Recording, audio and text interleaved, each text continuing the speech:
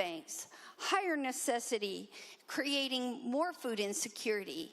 How will it impact those of us among us who haven't had fairness in their life and need more security, knowing that the grocery prices will remain stable? Will this program cause that inflation that puts some people, just tips them to the other side and not be successful in our society? I agree, equity and fairness is important.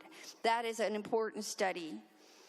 But the problem with this bill is that it creates a plan. It sets up a lot of the infrastructure necessary to move forward. It contemplates, you know, what we could do by adding a bottle provision in it, and it never asks the legislature to come and look back on that plan.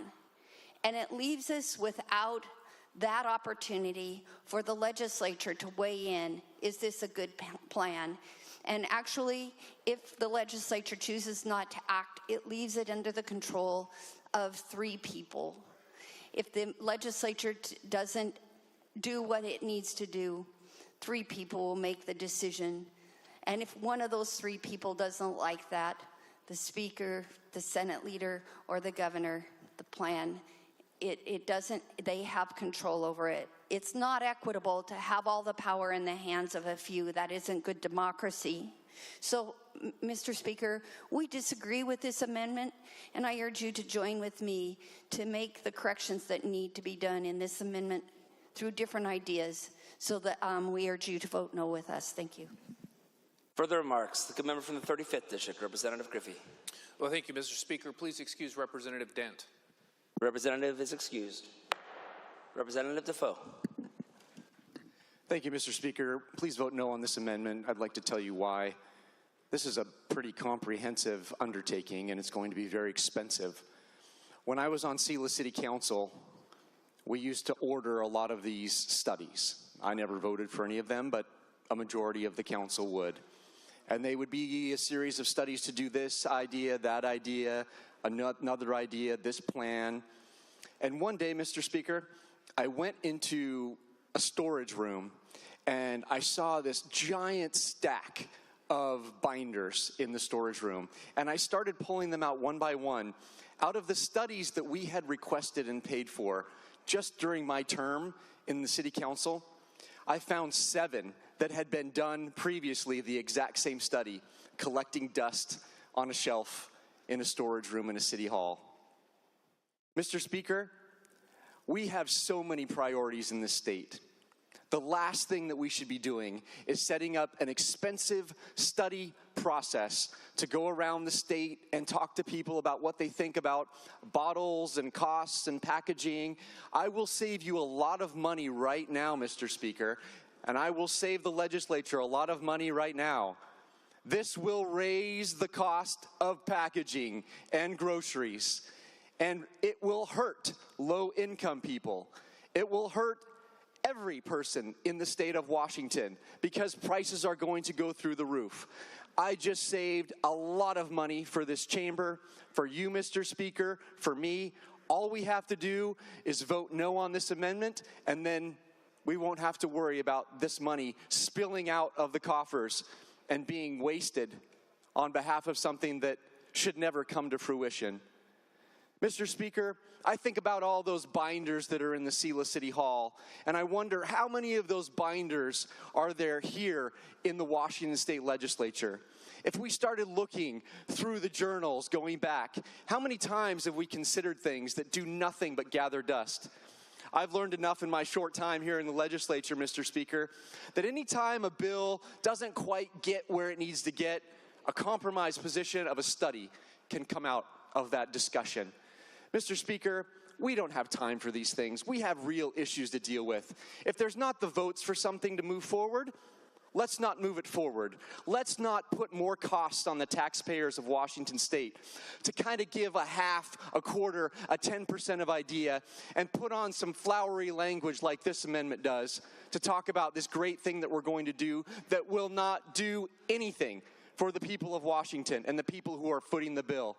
Mr. Speaker, please vote no on this amendment. Further remarks. The member from the 35th District, Representative Griffey. Thank you, Mr. Speaker. Please excuse Representative Graham. The member is excused. Further remarks? The member from the 19th District, Representative Walsh. Thank you, Mr. Speaker. Not crazy about this amendment, although I do like its reference to ex ante. I'm not even sure that's good Latin, but it's an interesting neologism. Mr. Speaker, please vote no. And to reiterate, the reason to vote no is this proposed amendment to the underlying thing concentrates the decision-making in too few hands, and by allowing just a few elected officials to have the say on how the ex-ante plan goes forward ahead of this disastrous proposal, it effectively gives the control to the bureaucracy, to the Department of Ecology. I think that there needs to be a larger and broader legislative voice in this ex-ante preparatory work, and we need to do it differently, structure it differently. Mr. Speaker, the underlying proposal is a massive cost increase on the working people of the state. I don't know how you call that equity. I frankly don't even know what equity means anymore. The word is used so much. But consider this. If we're going to go forward on such an adventure in overreach, let's have more legislative voices involved. A handful of elected officials should not oversee the bureaucracy, because the bureaucracy will be the Leviathan that consumes the handful of elected officials. Please vote no. Further remarks? Seeing none, the question before the House is adoption of Amendment 1122. An oral roll call vote has been requested. When members please stand and only say aye or nay when your name is called. Will the clerk please take the roll? Abarno. Abel. Barkis. Barnard. Berg.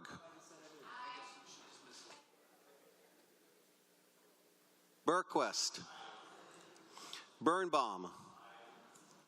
Berry. Bernowski. Burnett.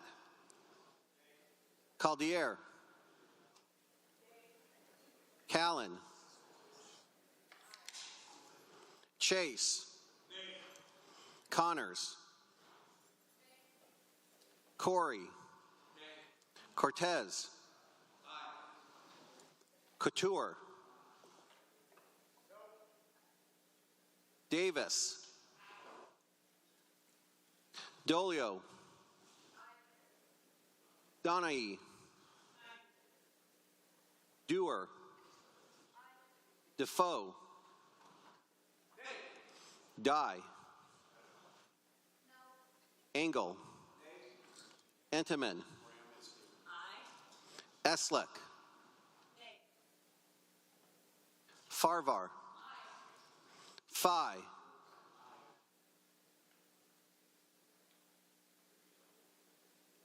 Fitzgibbon. Fossey. Goodman. Graham. Oh, I thought she was here.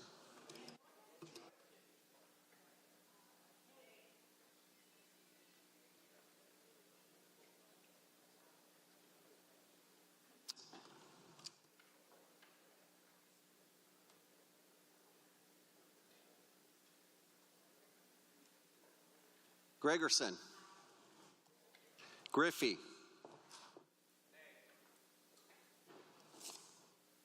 Hackney. Aye. Hill. Hunt. Jacobson. Keaton. Clicker. Kloba. Levitt. Lekenoff. Lee. Lowe. Macri. Mangeras. Marshall. McClintock. McIntyre. Mena. Morgan. Nance. Obras. Orcutt. Ormsby. Ortiz Self. Partially. Paul. Penner. Peterson. Paulette. Rommel. Reed. Reeves. Richards. Rude. Rule. Ryu. Salhuddin. Santos. Schmick. Schmidt. Scott. Shavers. Simmons. Springer. Stearns. Steele. Stokesbury. Stonier. Street. Stevie. Taylor. Ty. Theringer. Thomas. Timmons. Voles. Wallen. Walsh. Waters. Wiley. Yabera. Zahn. Madam Speaker. Does any member wish to change their vote? Will the clerk please take the record? Mr. Speaker, there are 59 yeas, 36 nays, 3 excused. The amendment is adopted. There are further amendments. Amendment 1182, clerk will read. On page 1, line 25, after C, strike Last line. internal references accordingly. Good member for the 9th District, Representative Dye, to move adoption of the amendment. Thank you, Mr. Speaker. I move Amendment 1182.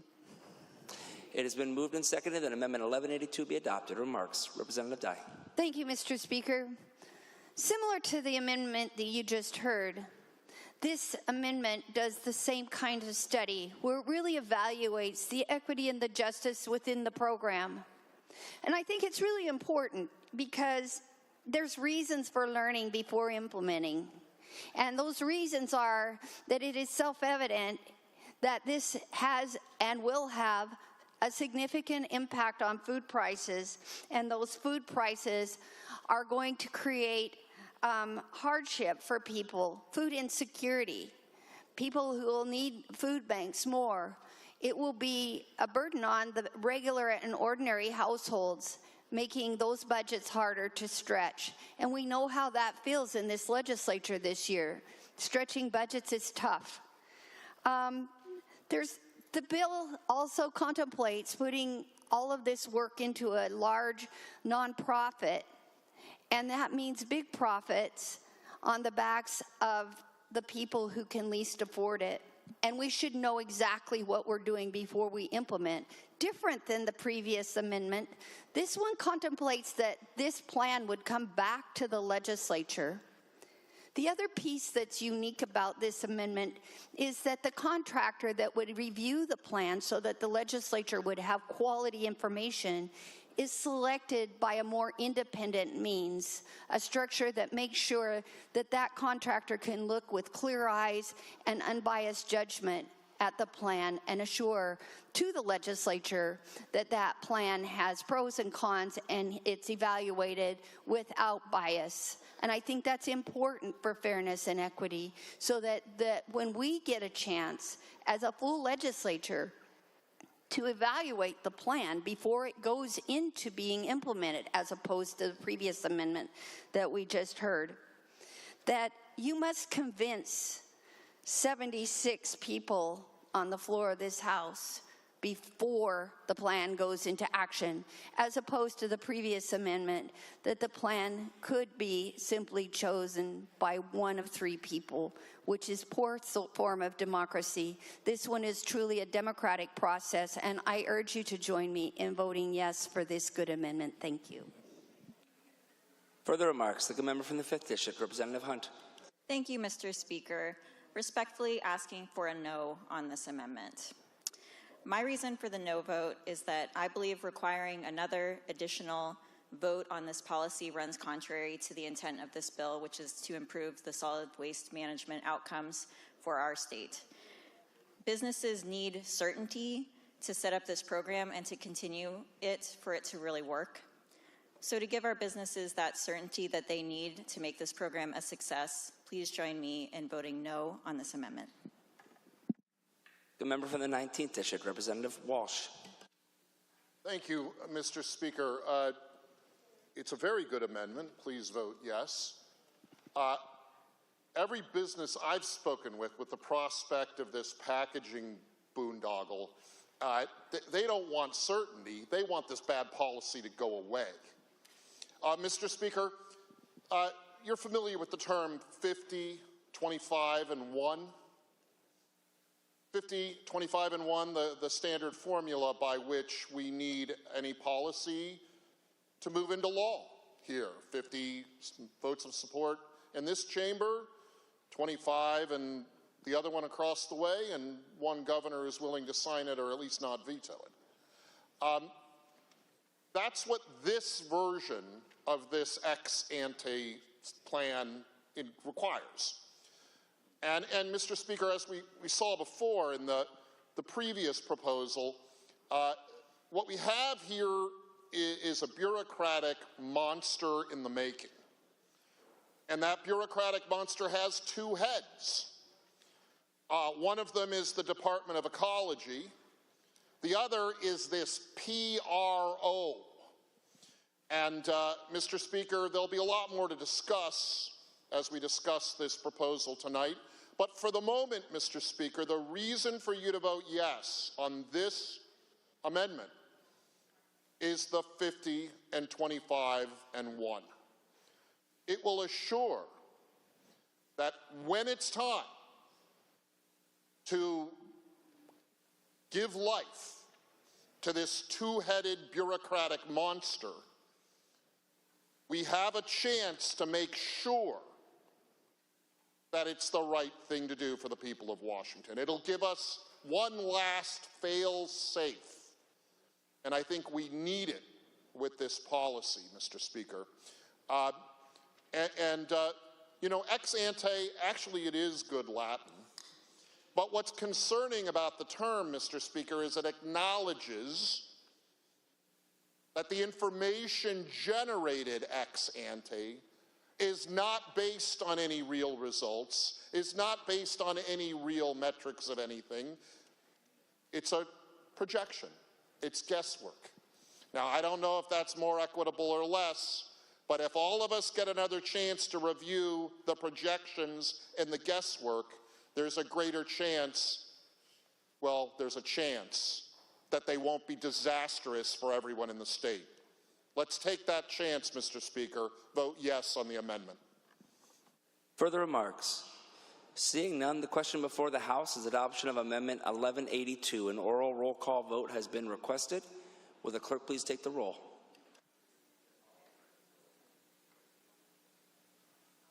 Abarno. Abel. Barkas. Barnard. Berg. Berquist. Birnbaum. Berry. Bernosky. Burnett. Caldier. Callan. Chase. Connors. Corey. Cortez.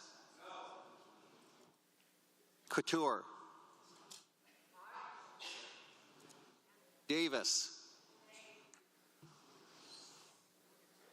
Dolio. Donahue. Dewar. Defoe. Dye. Engel. Entenmann. Eslick.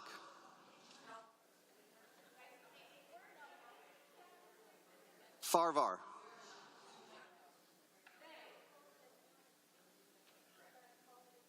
Fye.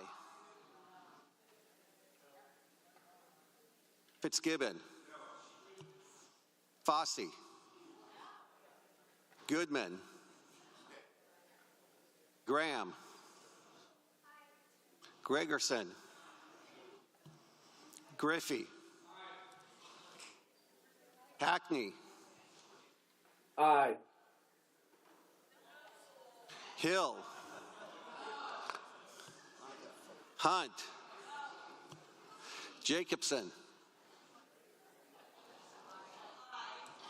Keaton.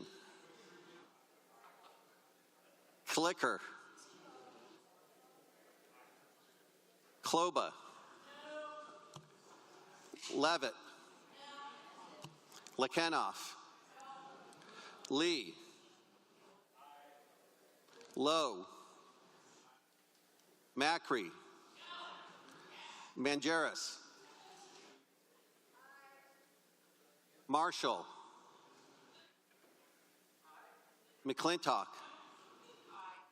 McIntyre. Mena. Morgan. Nance. Obras. Orcutt. Ormsby. Ortiz Self. Parsley. Paul. Penner.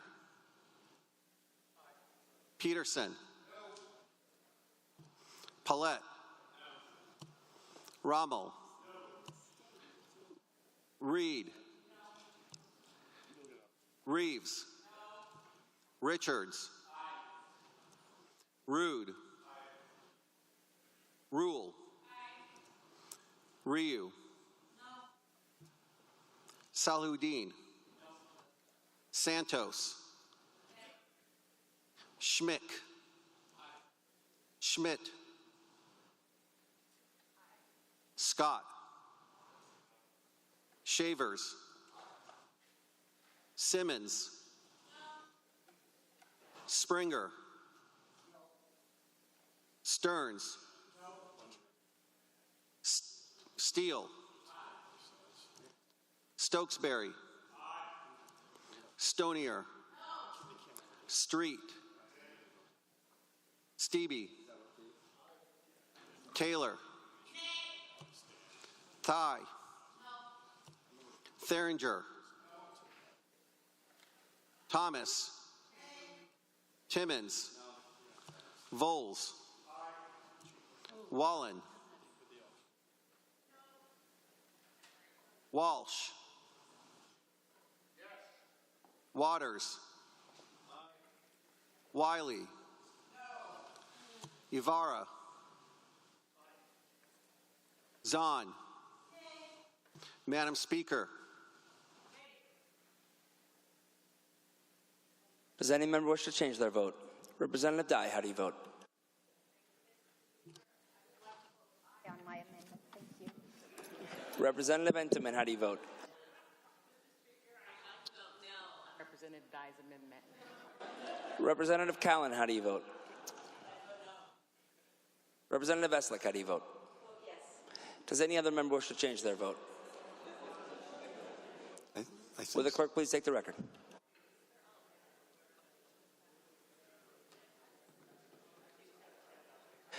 Representative Hackney, how do you vote? Hackney votes nay. Will the clerk please take the record? Mr. Speaker, there are 39 yeas, 57 nays, 2 excused. The amendment is not adopted. There are further amendments. Amendment 1179. Clerk will read. On page 1, beginning on line 3 of the striking amendment Last line. of solid waste management. Second member from the 35th District, Representative Couture. Thank you, Mr. Speaker. I move adoption of Amendment 1179. It has been moved and seconded that Amendment 1179 be adopted. Remarks, Representative Couture. Thank you, Mr. Speaker. This is an intent section amendment which recognizes that Washington State is in the midst of an affordability crisis in our state. Now, Mr. Speaker, we are one of the most expensive states in the nation, in the top 10, if not the top 5 in multiple categories. The cost of gas, groceries, rent, housing, healthcare, childcare, insurance, you name it, we're skyrocketing in all those categories in the worst kind of way, Mr. Speaker. But none of those is nefarious as the cost of groceries. Almost every parent in our state has to spend $28,000 a year on average to pay for some necessities just to care for their children. Now, Mr. Speaker, what this underlying bill purports to do is to maybe marginally increase the recycling rates, but at what cost? That cost is borne in our grocery prices.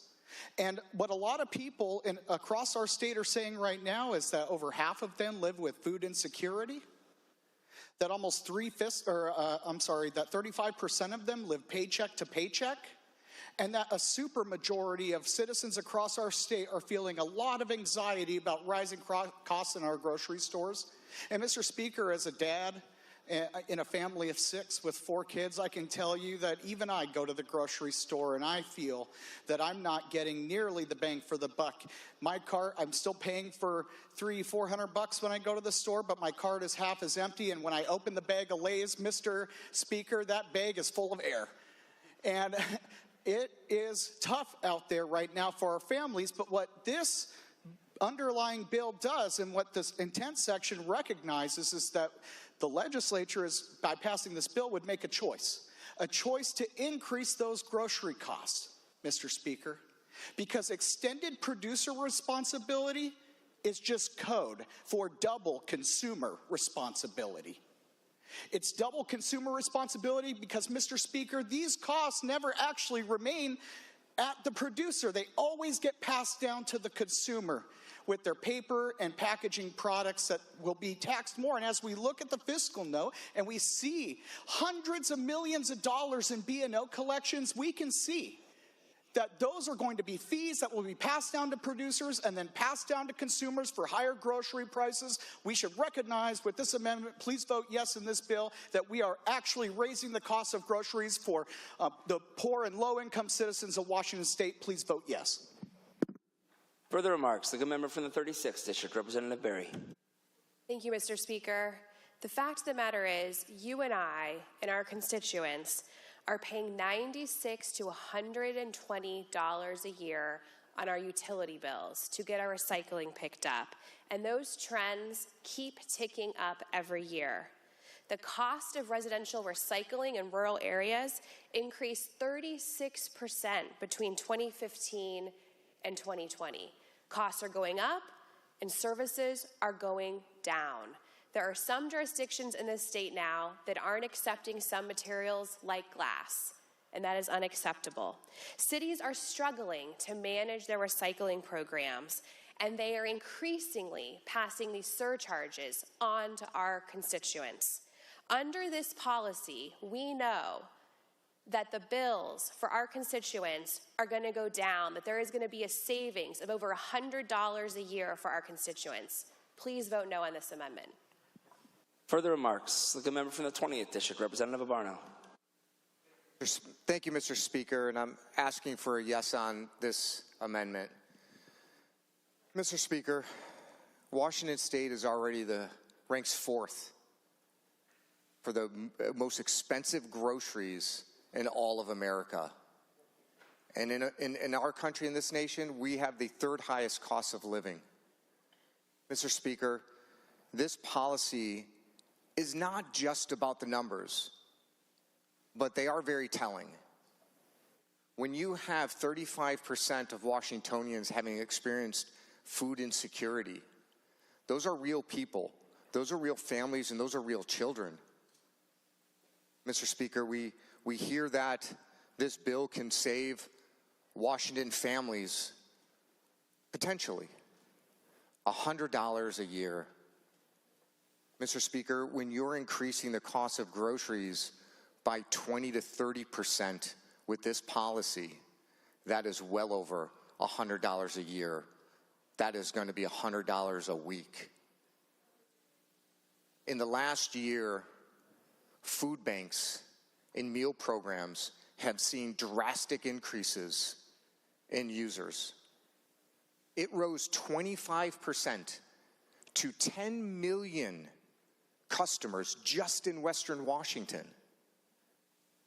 This is so much more than just about the kitchen table, the families, the seniors. What about the meal programs, Mr. Speaker? What about all the people that need to take advantage of some of these programs that are not going to have the food to help those who can least afford it? This policy is devastating, and it's about priorities. It's about priorities. Mr. Speaker, I hope we choose to help those people at the kitchen table with affordability, with food security, making sure they have the next meal, all the seniors on fixed income. This is so much more than $100 a year on a utility cost for recycling.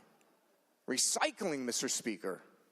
Because the people in my community, they're so much less concerned about recycling. They're concerned about putting the next meal on the table.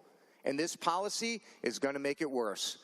Vote yes for this policy. Vote yes for this amendment, please. Further remarks, Representative Defoe. Thank you, Mr. Speaker. Please vote yes on this amendment. It's an amendment that brings transparency to the underlying bill. It tells the people of Washington State what's really going on. Mr. Speaker, the underlying bill is filled with jargon and acronyms and terms that are inaccessible to most people in Washington State, or many people in Washington State who have better things to do than read through a long bill. Mr. Speaker, the underlying bill will impact the lives of every person who lives in Washington State. We need to be clear in the intent section what exactly is going on with the bill and what exactly will happen in their lives if we pass the bill. Mr. Speaker, costs will go up. Groceries will go up. Prices of everything will go up. Mr. Speaker, in terms of this organization that the underlying bill sets up, this PRO, Mr. Speaker, we need to educate people in the intent section and elsewhere what is actually happening. I'd like to tell you a story about when I was a young man, and we had a PRO back then. Mr. Speaker, it was called the neighborhood kids who would go along in the alleys and take out the pop cans and the newspapers, and we would take them down to the recycling facility, and we would make, $30, $40. And that was a really good way to go. Mr. Speaker, let's deputize the young people of our state rather than setting up this giant bureaucracy to administer a program that is totally unnecessary and will do the things that this intent section is going to talk about and explain is going to happen.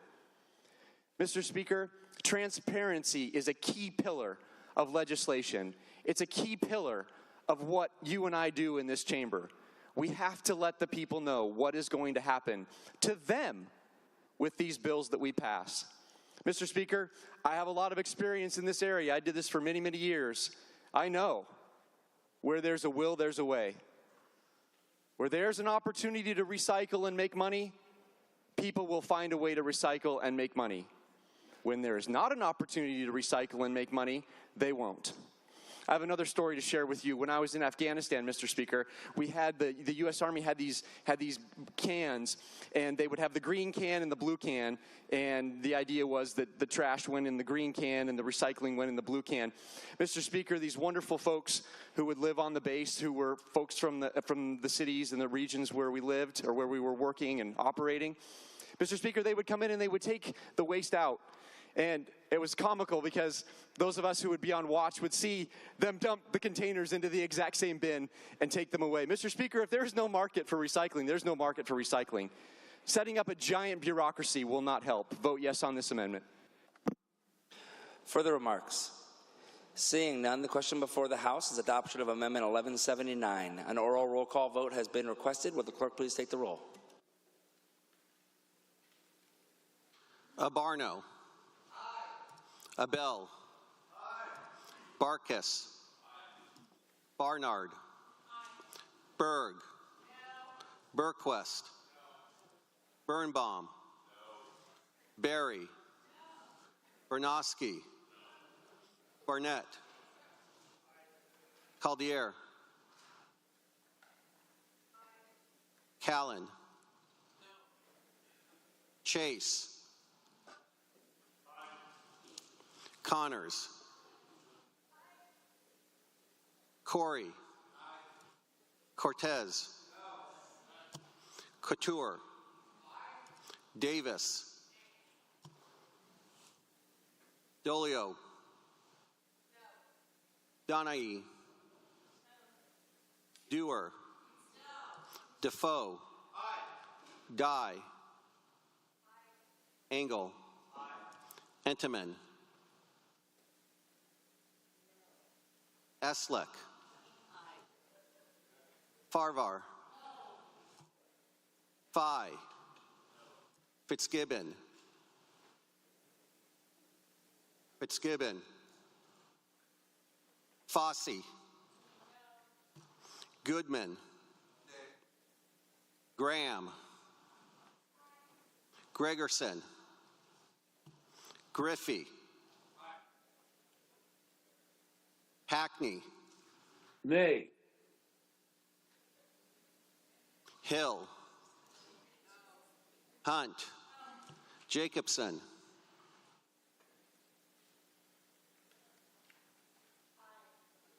Keaton. Clicker. Kloba. Levitt. Lekenoff. Lee. Lowe. Macri. Mangeras. Marshall. McClintock. McIntyre. Mena.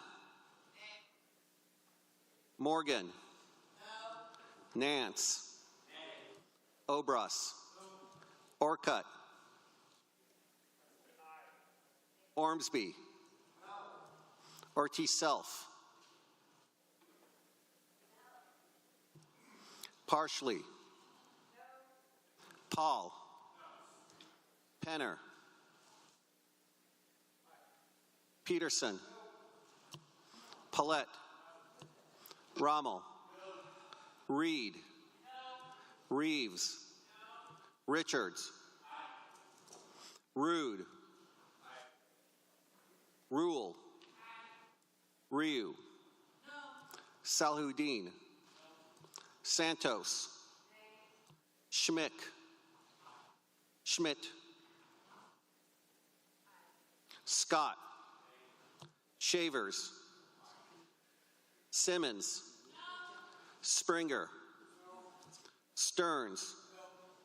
Steele. Stokesbury. Stonier. Street. Stevie. Taylor. Ty. Theringer. Thomas. Timmons. Voles. Wallen. Walsh. Waters. Wiley. Ibarra. Zahn. Madam Speaker.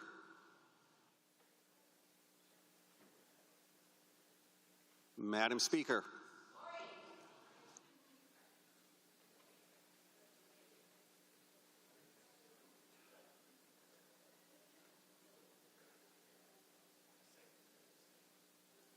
Fitzgibbon. Madam Speaker.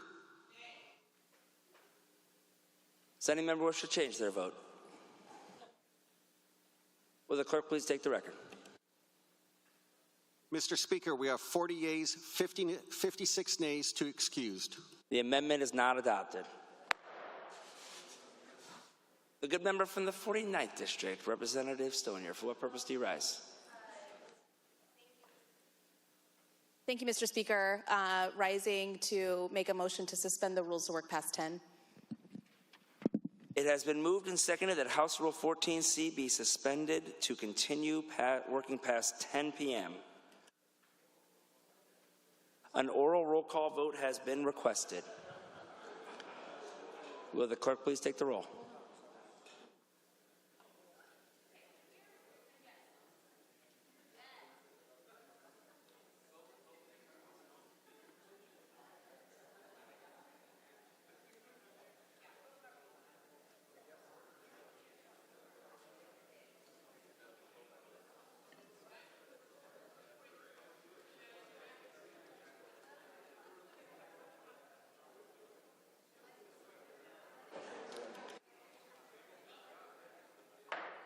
Let's please keep it down so the clerk may take the roll. Please take the roll. Thank you. Abarno. Abel. Barkis. Barnard. Berg. Berquist. Birnbaum. Berry. Bronowski. Burnett. Caldier. Callan. Chase. Connors. Corey. Cortez. Couture. Davis. Dolio. Donahue.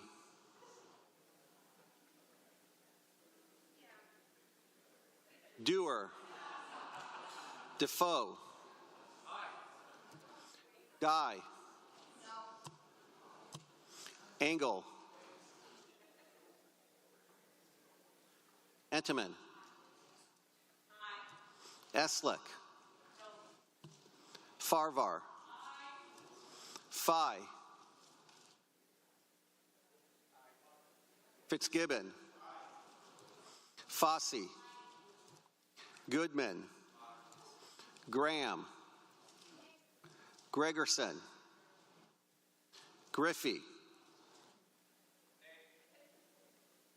Hackney. Aye. Hill. Hunt. Jacobson. Keaton. Clicker. Kloba. Levitt. Lekenoff. Lee. Lowe. Macri. Mangeris. Marshall. McClintock. McIntyre. Mena. Morgan. Nance. Obras. Orcutt. Ormsby. Ortiz Self. Parsley. Paul. Penner. Peterson. Paulette. Rommel. Reed. Reeves. Richards. Rude. Rule. Ryu. Salhuddin. Santos. Schmick. Schmidt. Scott. Shavers. Simmons. Springer. Stearns. Steele. Stokesbury. Stonier. Street. Stevie.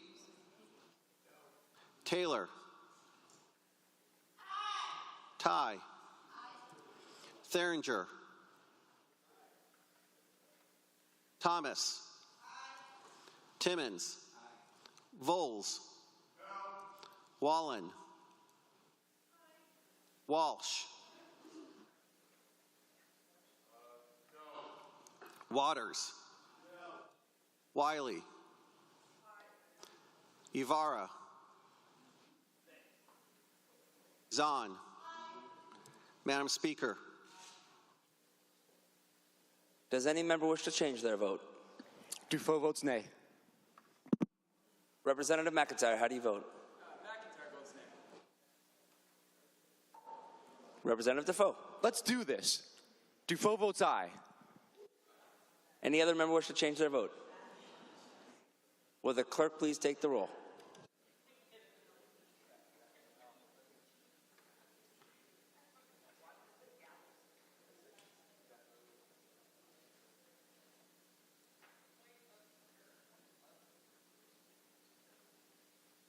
Will the clerk please take the record? Mr. Speaker, there are 60 yeas, 36 nays, 2 excused.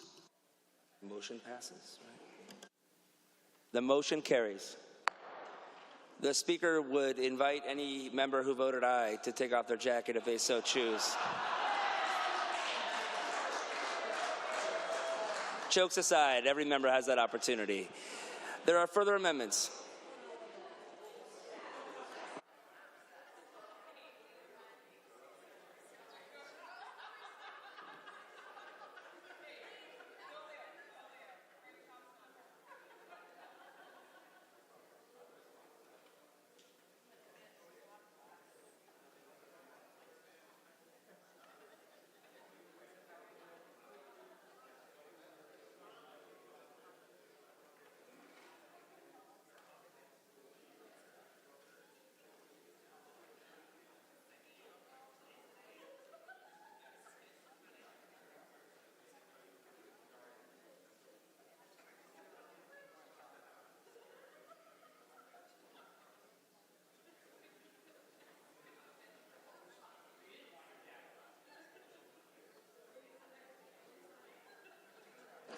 There are further amendments. Amendment 1181. Clerk will read.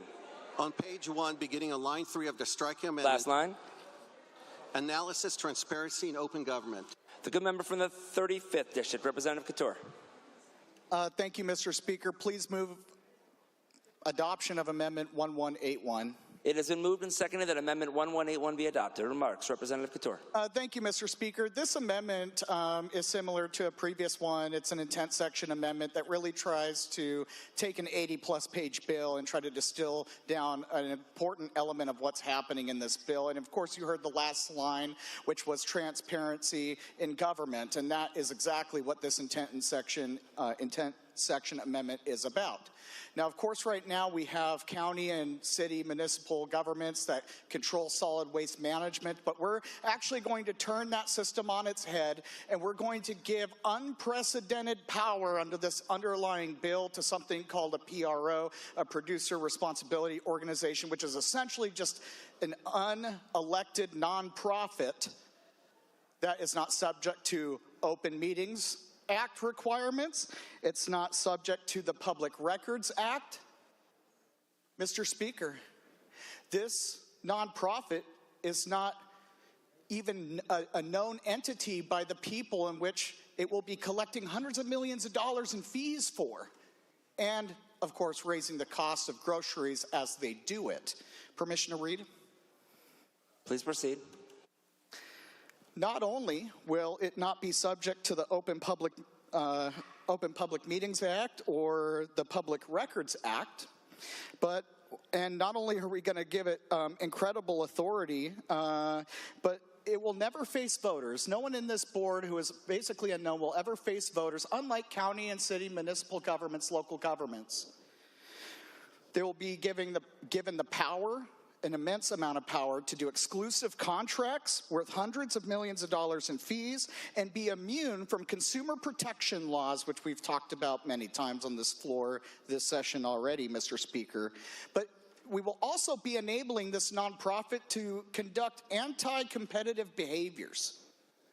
Now, Mr. Speaker, I know it's solid waste management, but everything that we do, especially when it has the potential to raise hundreds of millions of dollars of costs throughout our economy and make the cost of our groceries and our packaging go up, and those prices and those costs are going to be passed down to consumers. Consumers, aka voters, should know who is running the ship here, not some shadowy nonprofit that is unaccountable to voters and doesn't have to be accountable in any kind of sunshine or transparency laws. And I think it's important that this bill has that intent section in it. Please vote yes. Further remarks, the good member from the 36th District, Representative Berry. Thank you, Mr. Speaker. This bill, and every page of this bill, we have baked in transparency and accountability into our recycling systems, which right now do not have transparency and accountability. And we do that by managing recyclable materials responsibly without creating undue pollution or harm to our communities. We purchase the materials that are recycled and make them into new products. Service providers, processors, and the pro will ensure that these materials are being collected responsibly, and that they will go to end markets that are responsible end markets that will make these products into new products. Please vote no on this amendment. Further remarks, the good member from the 7th District, Representative Abel. Thank you, Mr. Speaker. We just heard about transparency and accountability. I'd like to respond on both those items. With regard to transparency, this bill is entirely silent about how this producer responsibility organization is going to be governed, how it's going to be operated, how the board leadership will be selected, and how continuing board leadership will be selected over the course of the future operations of the PRO. With regard to accountability, this organization, which will have control over hundreds of millions of dollars, is completely unaccountable to any voters or any local government. This is not transparent. This is not accountable. I ask that this amendment be adopted. Thank you, Mr. Speaker. Further remarks? Seeing none, the question before the House is adoption of Amendment 1181. An oral roll call vote has been requested. Will the clerk please take the roll? Abarno. Abel. Barkas. Barkas. Barnard. Berg. Berquist. Birnbaum. Berry. Bernosky. Burnett. Caldier. Callan. Chase. Connors. Corey. Cortez. Couture. Davis. Dolio. Donahue. Dewar. Defoe. Dye. Engel. Entenmann. Eslick. Farvar. Fye. Fitzgibbon. Fossey. Goodman. Graham. Gregerson. Griffey. Hackney.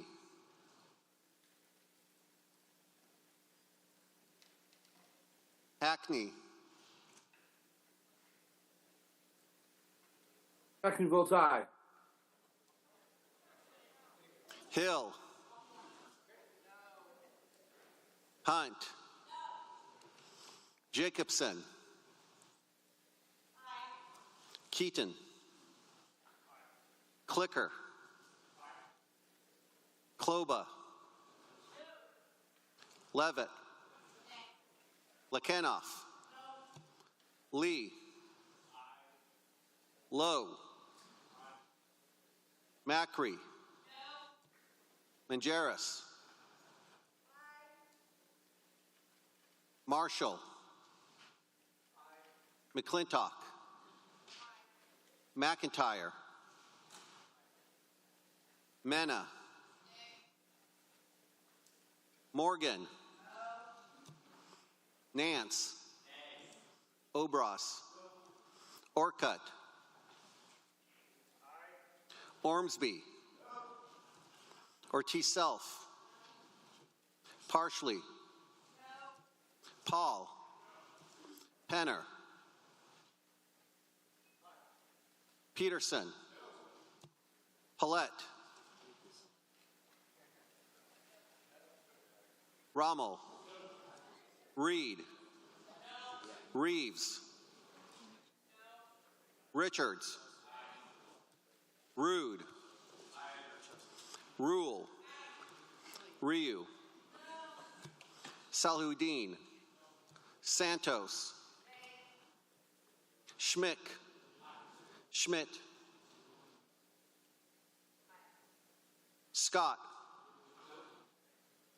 Shavers. Simmons. Springer. Stearns.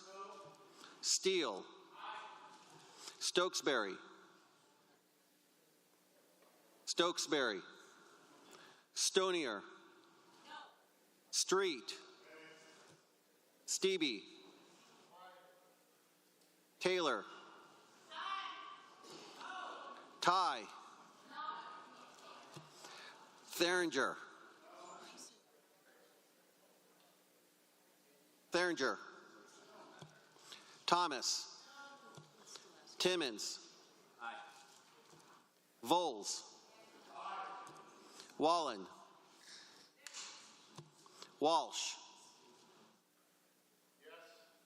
Waters. Wiley. Ibarra. Zahn. Madam Speaker. Barkis. Stokesbury. Does any member wish to change their vote? Representative Defoe, how do you vote? Thank you, Mr. Speaker. I'd like to change my vote to aye. Representative Hackney, how do you vote? Representative Hackney, please repeat your vote.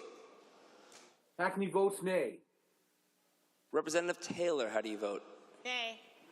Does any other member wish to change their vote? Seeing none, will the clerk please take the record? Mr. Speaker, there are 41 yeas, 55 nays, 2 excused. The amendment is not adopted. There are further amendments. Amendment 1101, clerk will read. On page 2, beginning on line 9 of the striking amendment, strike Last line. Strike an alternative and insert A. The good member from the 9th District, Representative Dye, to move adoption of the amendment. Thank you, Mr. Speaker. I move adoption 1101. It has been moved and seconded that Amendment 1101 be adopted. Remarks, Representative Dye. Thank you, Mr. Speaker. It's hard to make industrial processes 100% carbon free, and recycling is no different. It's unfortunate that we're forcing our industries to have to choose or fight over the environmental consequences or environmental attributes of different processes.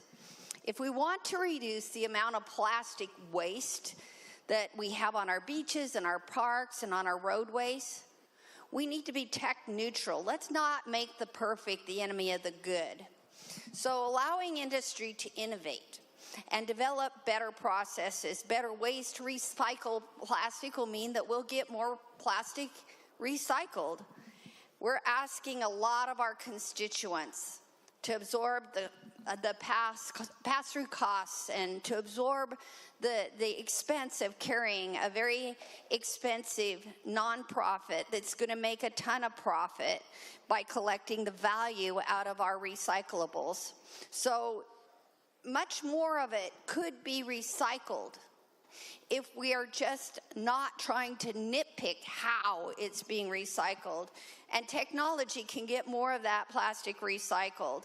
And we should allow that technology to evolve and innovate and produce a better outcome, because that's what our constituents are paying for with this large, expensive scheme that we're putting in place into law. So to worry that industry does something and makes it affordable and useful, it actually means that we're going to get more plastic recycled. And so I urge that you join me in voting yes for this amendment. Thank you. Further remarks? The member from the 37th District, Representative Street. Thank you, Mr. Speaker. I actually agree with the gentlelady from the 9th and agree that ecology is a great department that should be used to certify novel methods of recycling to make sure that it's protective of human health and environmental health.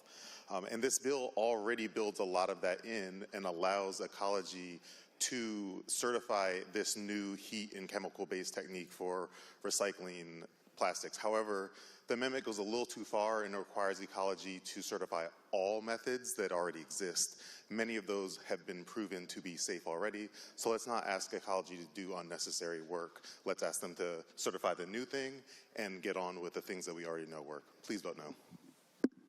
Further remarks? The member from the 13th District, Representative Ibarra.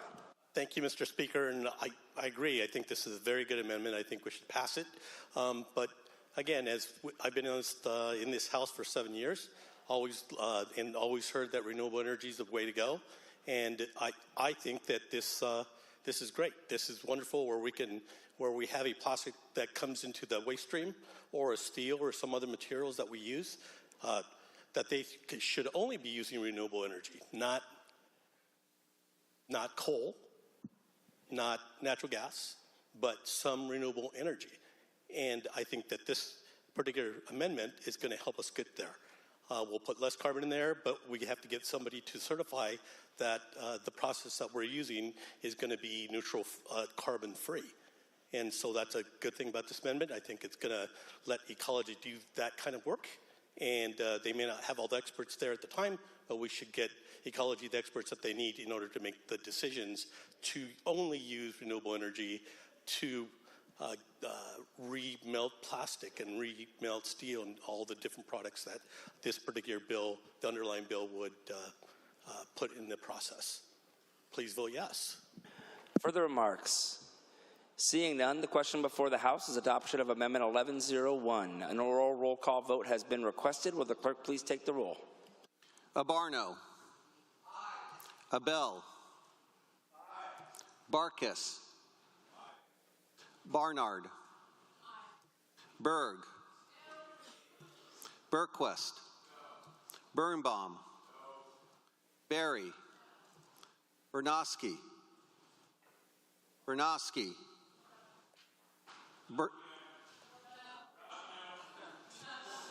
Burnett.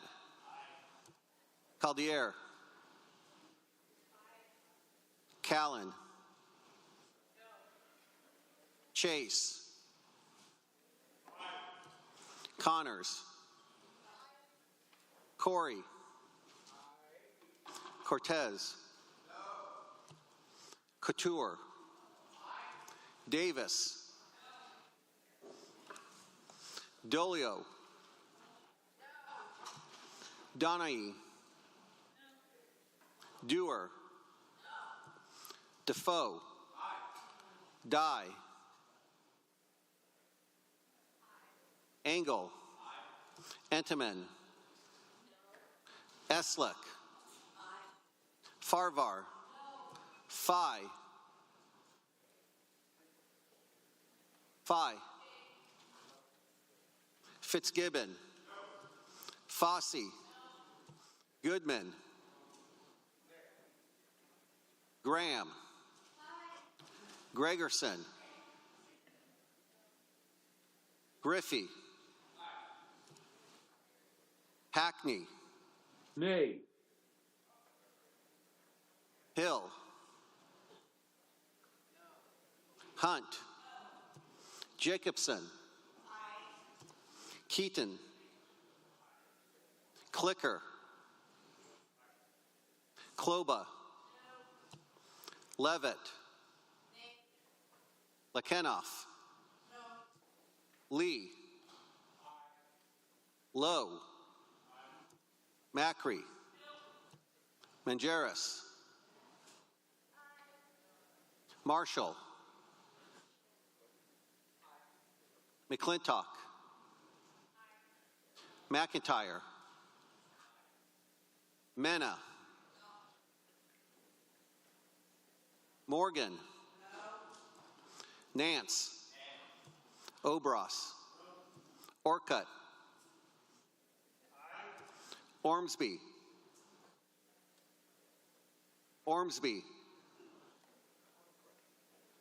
Ortiz Self. Partially. Paul. Penner.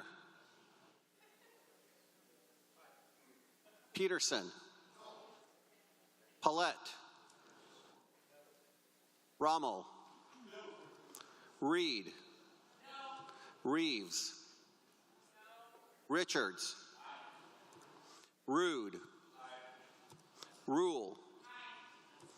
Ryu. Salhuddin. Santos. Schmick. Schmidt. Scott. Shavers. Simmons. Springer. Stearns. Steele. Stokesbury. Stokesbury. Stonier. Street. Stevie. Tyler. Taylor. Ty. Theringer. Thomas. Timmons. Voles. Wallen. Walsh. Waters. Wiley. Ibarra. Zahn. Madam Speaker.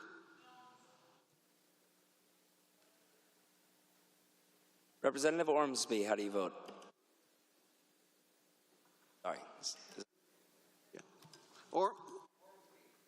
Ormsby.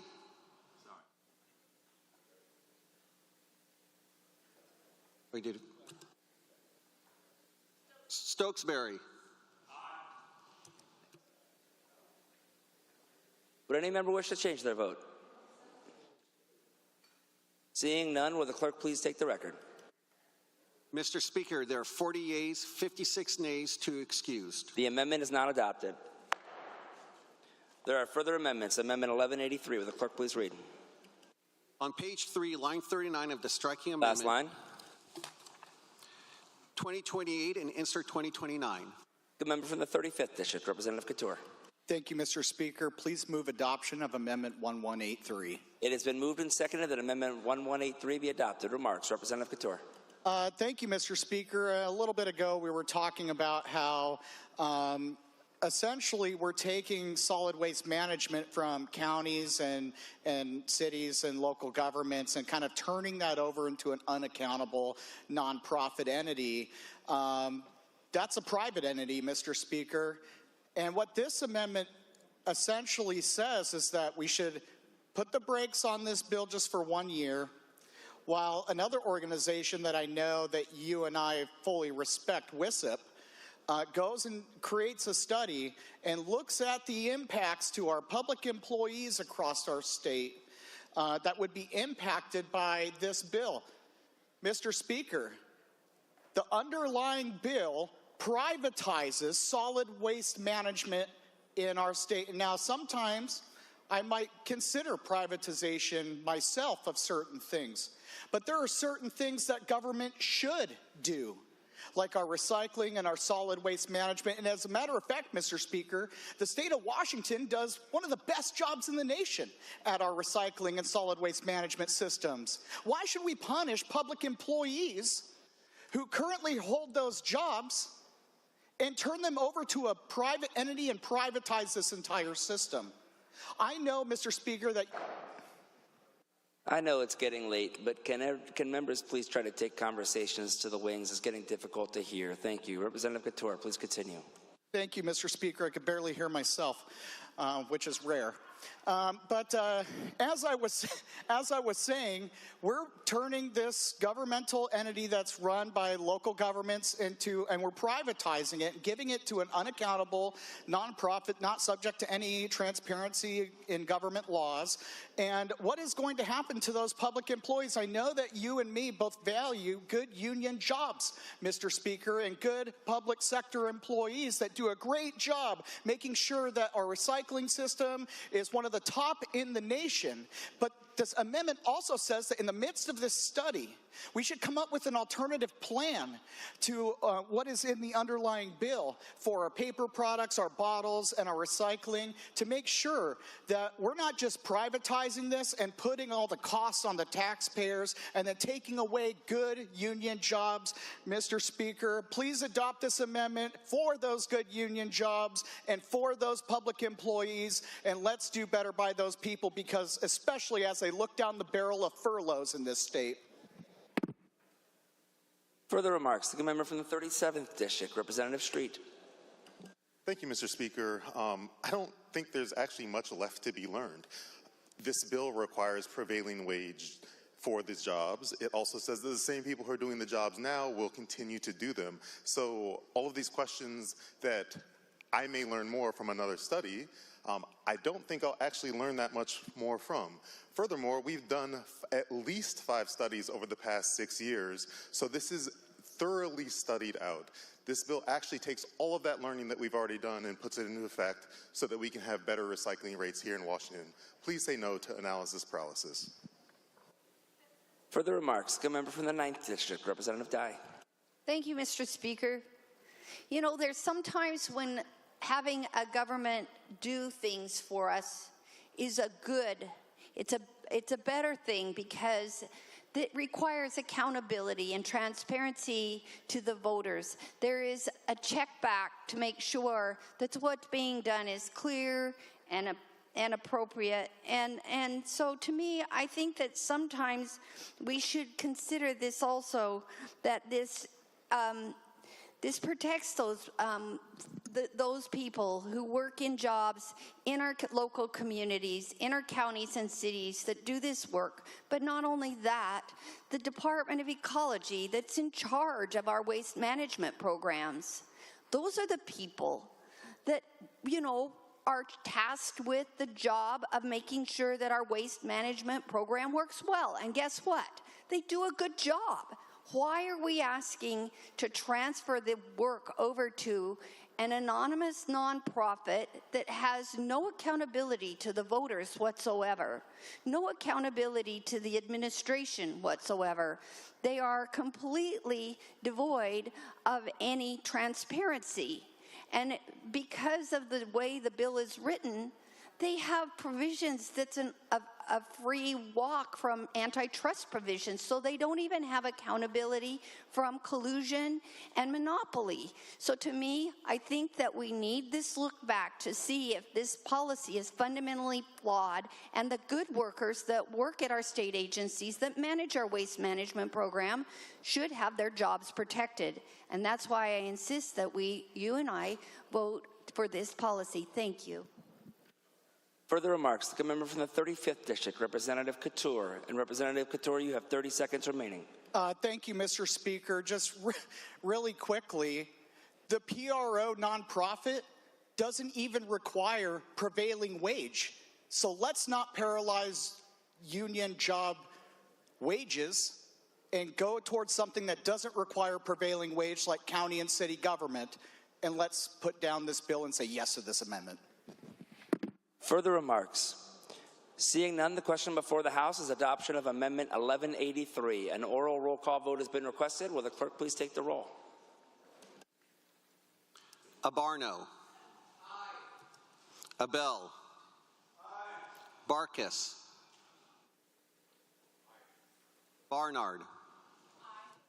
Berg. Berquist, Birnbaum, Barry, Bernosky, Burnett, Caldier, Callan, Chase, Connors, Corey, Cortez, Couture, Davis, Dolio, Donahue, Dewar, Defoe, Dye, Engel, Entenmann, Eslick, Farvar, Fye, Fitzgibbon, Fossey, Goodman, Graham, Gregerson, Griffey, Hackney, Nay. Hill, Hunt, Jacobson, Keaton, Clicker, Kloba, Levitt, Lekenoff, Lee, Lowe, Macri, Mangeris, Marshall, McClintock, McIntyre, Mena, Morgan, Nance, Obras, Orcutt, Orbsby, Ortiz Self, Parsley, Paul, Penner,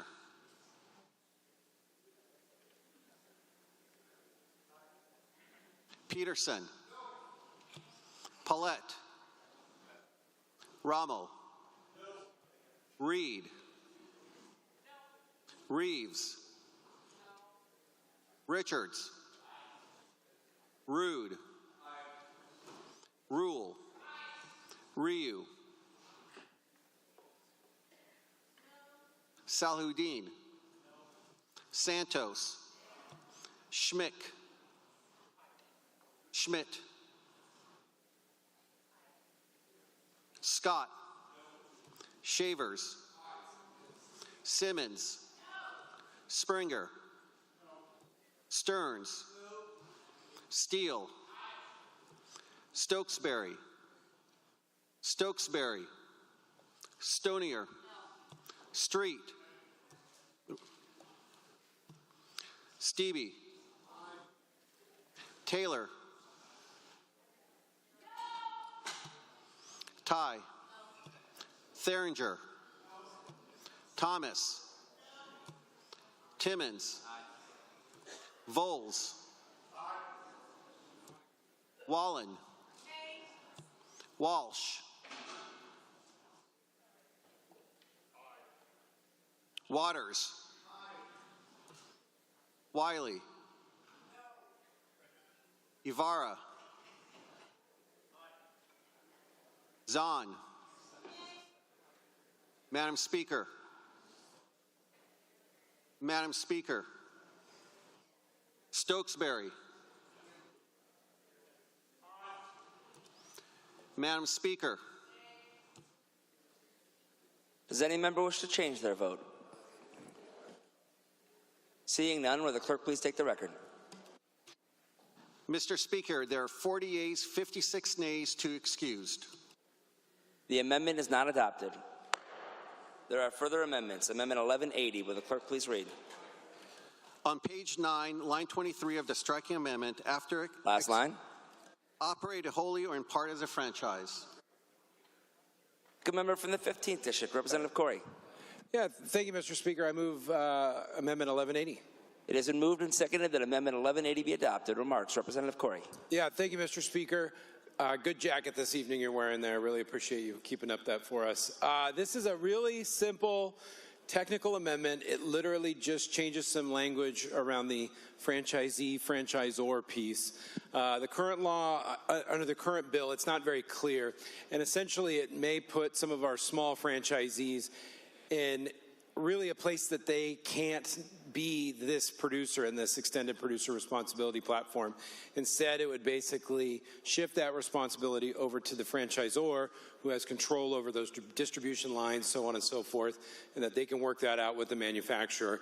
As you know, we have a lot of small businesses across our state that operate under the franchisee model, where they are obligated to purchase certain products from certain manufacturers based on their agreements with the franchisor.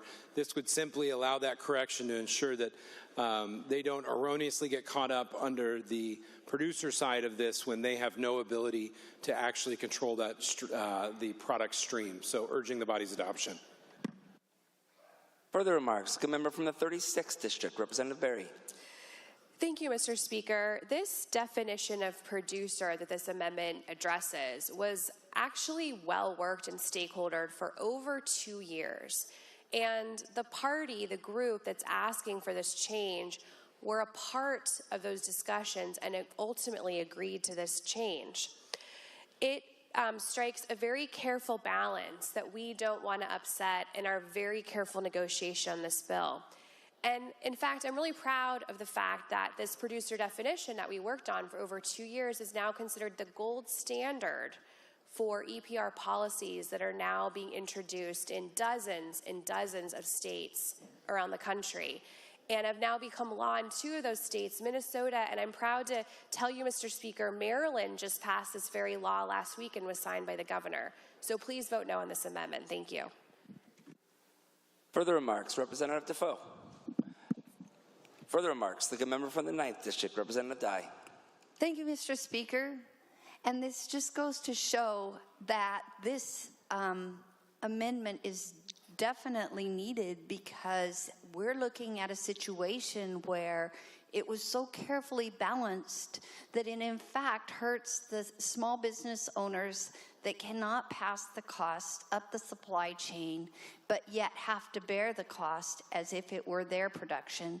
So I urge you to vote yes on this amendment to strike a balance for those who own their first franchise or are part of a franchise thing, that are the basic cornerstone of our local communities, the franchise owners that then cannot pass those costs up the supply chain properly. And so I urge you to vote yes for this amendment. Thank you.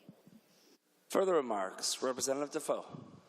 Thank you, Mr. Speaker. Please vote yes on this amendment. The good lady from the 36th talked about how this, in past meetings, franchisees had agreed to this language. Well, Mr. Speaker, they don't like it anymore.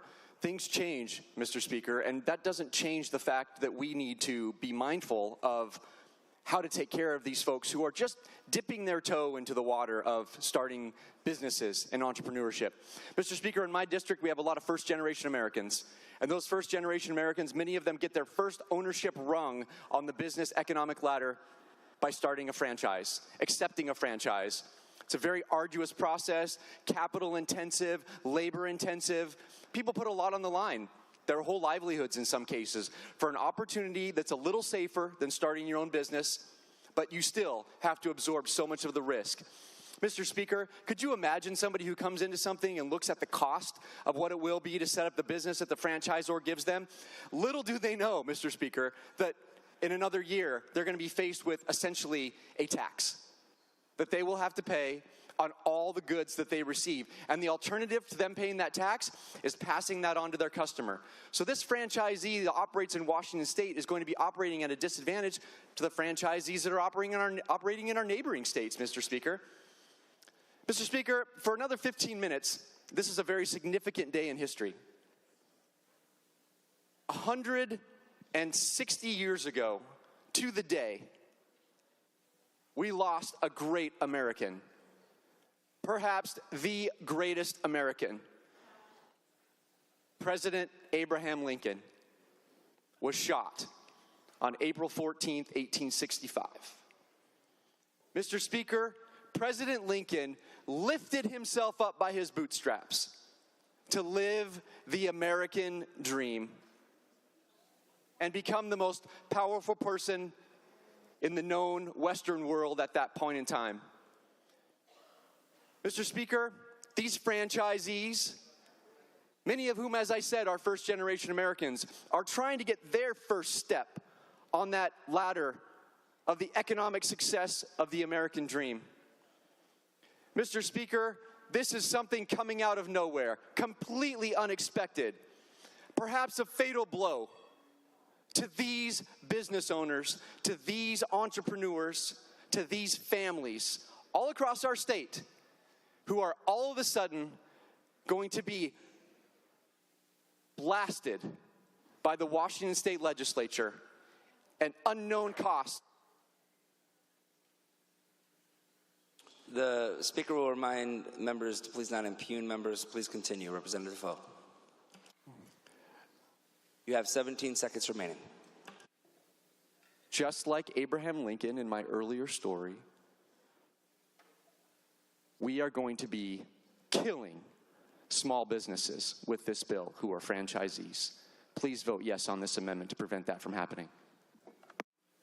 Further remarks? Seeing none, the question before the House is adoption of Amendment 1180. An oral roll call vote has been requested. Will the clerk please take the roll? Abarno. Abel. Barkis. Barnard. Berg. Berquist. Birnbaum. Barry. Bernowski. Burnett. Caldier. Callan. Chase. Connors. Corey. Cortez. Couture. Davis. Dolio. Donahue. Dewar. Defoe.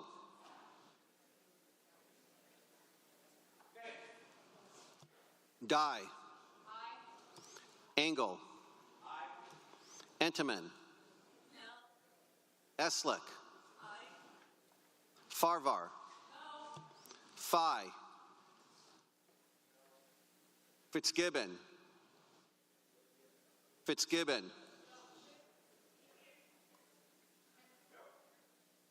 Fossey. Goodman. Graham. Gregerson. Griffey. Hackney. Nay. Hill. Hunt. Jacobson. Keaton. Clicker. Kloba. Levitt. Lekenoff. Lee. Lowe. Macri. Mangeris. Marshall. McClintock. McIntyre. Mena. Morgan. Nance. Obras. Orcutt. Ormsby. Ortiz Self.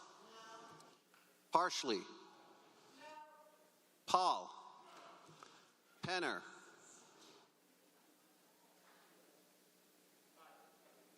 Peterson. Paulette. Rommel. Reed. Reeves. Richards. Rude. Rule. Ryu. Salhuddin. Santos. Schmick. Schmidt. Scott. Shavers. Simmons. Springer. Stearns.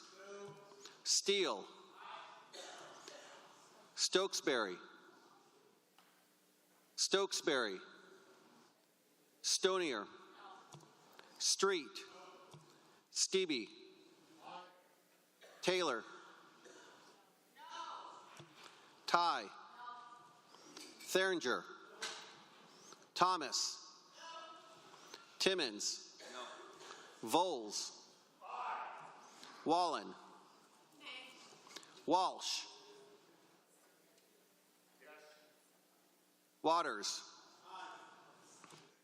Wiley. Ibarra. Zahn. Madam Speaker. Stokesbury.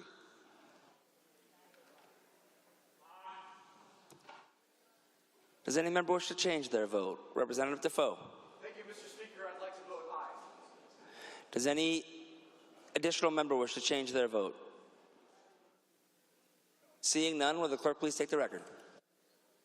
Mr. Speaker, there are 40 yeas, 56 nays, 2 excused. The amendment is not adopted.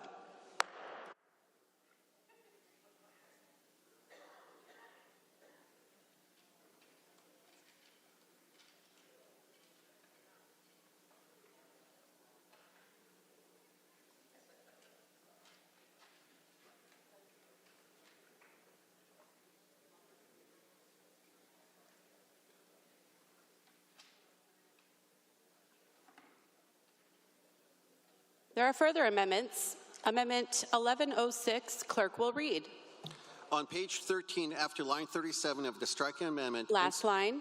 In such a role within the most recent 2 calendar years. The good member from the 7th District, Representative Abel.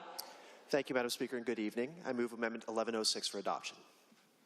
It has been moved and seconded that Amendment 1106 be adopted. Remarks, Representative Abel. Thank you very much, Madam Speaker. Madam Speaker, I believe this is a critically important amendment to the underlying legislation that we are looking at. This is an amendment I call the revolving door amendment. What I'd like to do is I'd like to talk just for a minute about what the amendment does and offer a couple of reasons why I believe it should be supported. What this amendment does is it deals with the leadership of the Producer Responsibility Organization, the PRO, which would be established if the underlying legislation is passed. And it would identify certain categories of individuals who would be ineligible to serve on the board of the PRO, including current state and local elected officials, Department of Ecology policy employees from the last 2 years, and former elected officials also from the last 2 years. So why is this a good idea, Madam Speaker? I believe this is a good idea for a couple of reasons. First of all, there's increasing cynicism by the American public toward our government and our government agencies here in 2025. And part of that stems from a concern about this revolving door between elected officials going from positions of elected authority into either the nonprofit world or into lobbying positions or into the business world, where they are then directly advocating on issues where maybe even just the previous business day, they were elected officials passing legislation or enacting policies with regard to those positions. This is a concern that gnaws away, it erodes the public trust and confidence in our organizations. There have been a number of proposals to address this over the years. So one is a cooling off period that would prevent individuals from going directly into the leadership of organizations like the Producer Responsibility Organization. Also a proposal to prevent elected officials from going directly into lobbying positions. So the most famous example that I'm familiar with, Madam Speaker, and you may be familiar with it as well, is the prohibition at the federal level from a uniformed service officer from then immediately going into the position of United States Secretary of Defense, absent any sort of a waiver from the Congress. But there are examples here at the state level as well.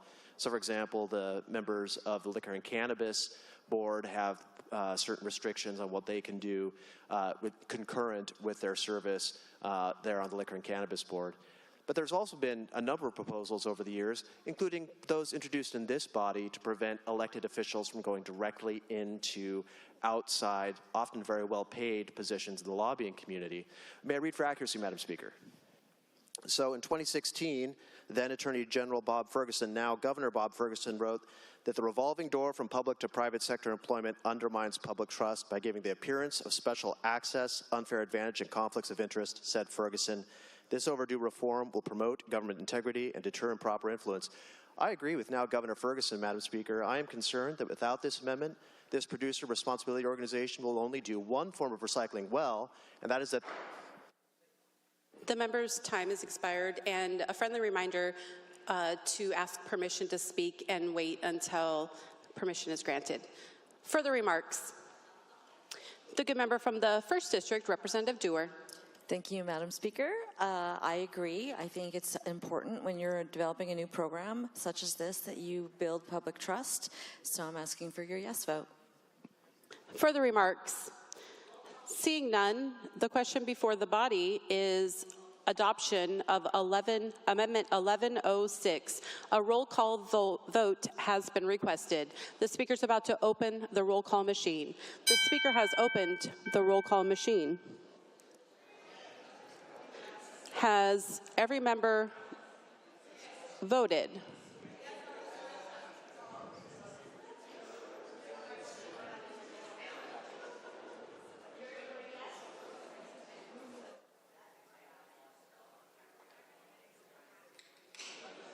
Would any member like to change their vote?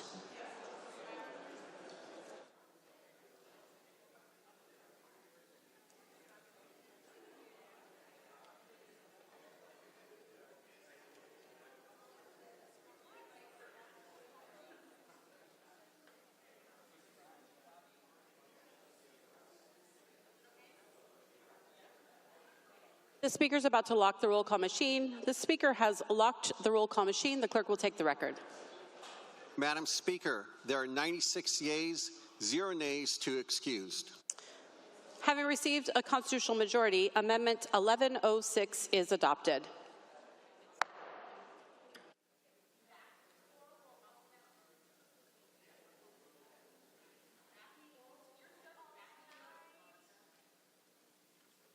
Amendment 1108, clerk will read. On page 13, after line 37 of distracting Last line. Lobbied for or against this act. The good member from the 7th District, Representative Engel. Thank you, Madam Speaker. I would like to move Amendment 1108. It has been moved and seconded that Amendment 1108 be adopted. Remarks, Representative Engel. Thank you, Madam Speaker. We have a crisis of trust in our state, and we also have a crisis of affordability. So I believe that when you put both of those things together, I believe that the underlying bill is going to increase the cost of groceries and other things for some of our people. And we need to avoid the appearance of giving special benefits to people in a way that will make them concerned. So if we have people who have lobbied for this bill getting financial benefits from the outcome, I have concerns with that. It's similar to the previous amendment. Madam Speaker, may I read the effect statement? Please proceed. Thank you.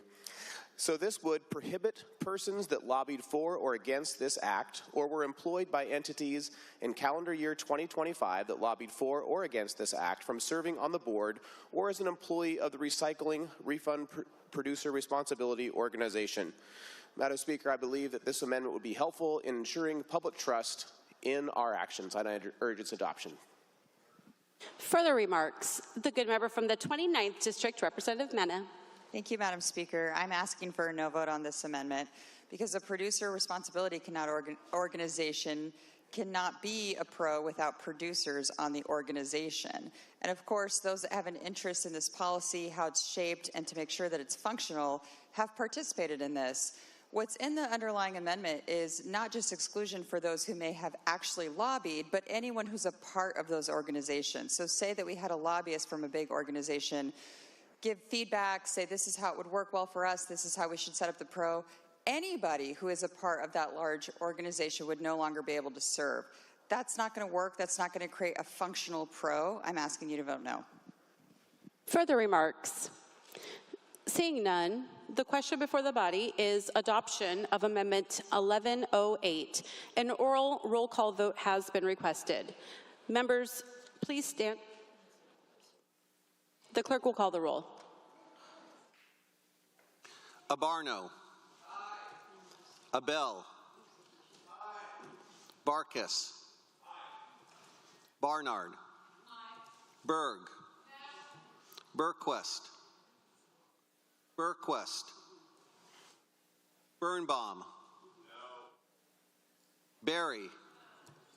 Bernosky. Burnett. Caldier. Callan. Chase. Connors. Corey. Cortez. Couture. Davis. Dolio.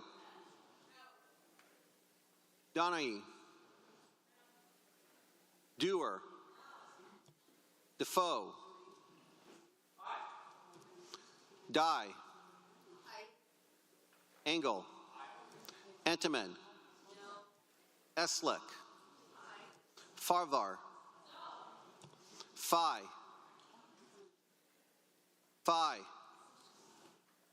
Fitzgibbon. Fossey. Goodman. Graham. Gregerson. Griffey. Hackney. Nay. Hill. Hunt. Jacobson. Keaton. Clicker. Kloba. Levitt. Lekenoff. Lee. Lowe. Macri. Mangeris. Marshall. McClintock. McIntyre. Mena. Morgan. Morgan. Nance. Obras. Orcutt. Ormsby.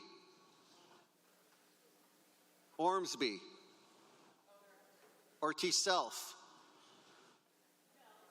Partially. Paul. Penner.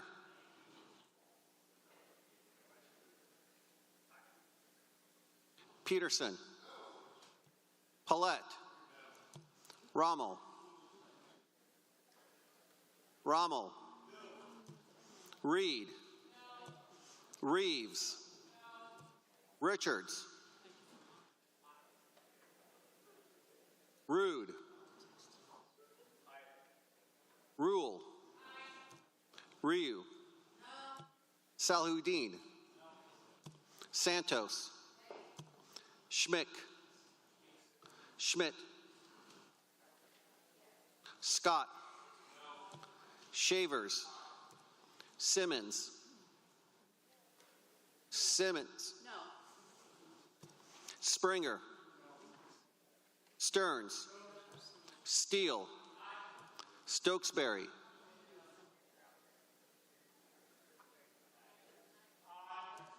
Stonier. Street. Stevie. Taylor. Ty. Theringer. Thomas. Timmons. Voles. Wallen. Walsh. Waters. Wiley. Ibarra. Zahn. Madam Speaker. Burquest. Phi. Morgan. Morgan. Ormsby.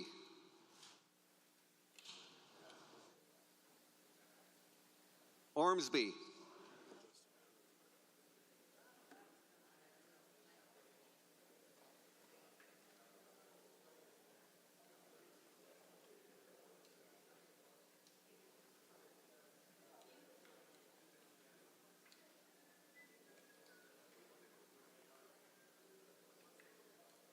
Ormsby. Morgan. Would any member like to change their vote? Seeing none, the amendment is not adopted. The clerk will call the roll. Madam Speaker, there are 50 yeas, 56 nays, 2 excused. The amendment is not adopted. Further amendments, Amendment 1110, clerk will read. On page 17, line 13 of the striking amendment, after Last line. this section. The good member from the 19th District, Representative Walsh. Thank you, Madam Speaker. I'd like to move Amendment 1110 for adoption. It has been moved and seconded that Amendment 1110 be adopted. Remarks, Representative Walsh. Thank you, Madam Speaker. As I mentioned earlier, the underlying bill creates this two-headed leviathan, one head being the Department of Ecology and the other head being this new thing we're creating, this recycling organization. The acronym is PRO.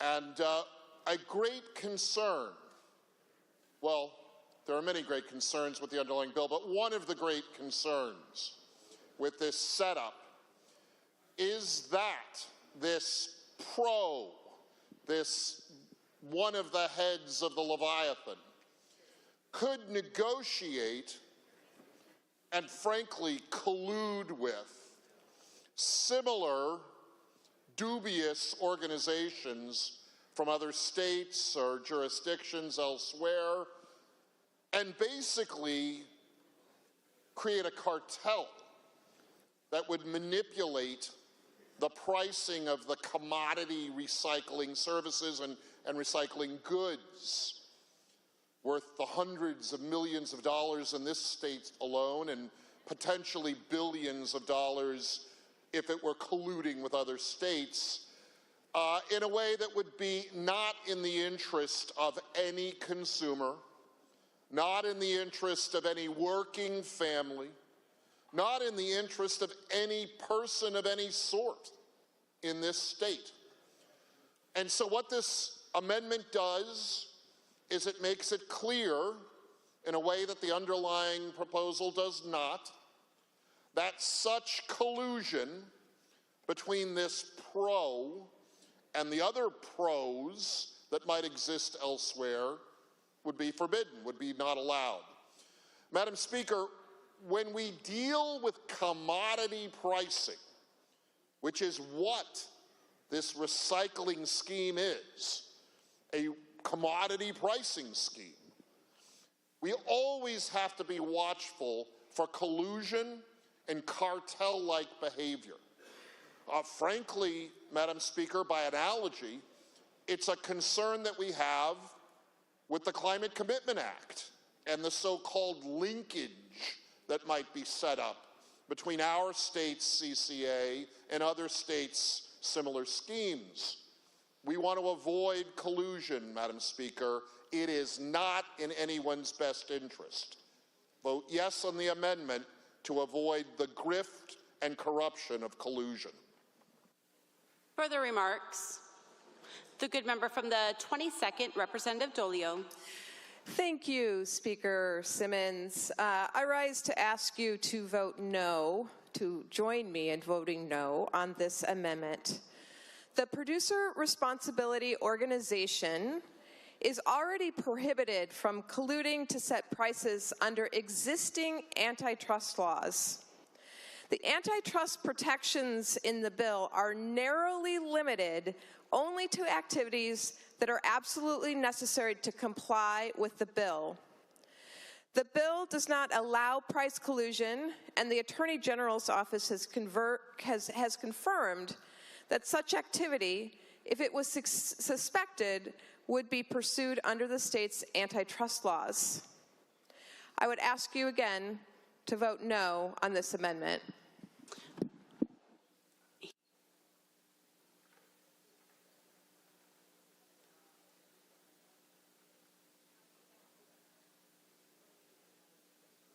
Further remarks? The good member from the 19th, Representative Walsh, you have 15 seconds. Thank you, Madam Speaker. Well, of course it doesn't allow collusion. I would hope the underlying bill doesn't allow collusion. The amendment specifically prohibits it. Please vote yes. Further remarks? The good member from the 9th District, Representative Dye. Thank you, Madam Speaker. Please join me in voting yes for this amendment. This thing has all the earmarks of a business opportunity for some of the largest corporations in the world to be able to form a producer responsibility organization, a nonprofit that already has a name and has established itself in several states, in Minnesota, in Colorado, in California, in Oregon.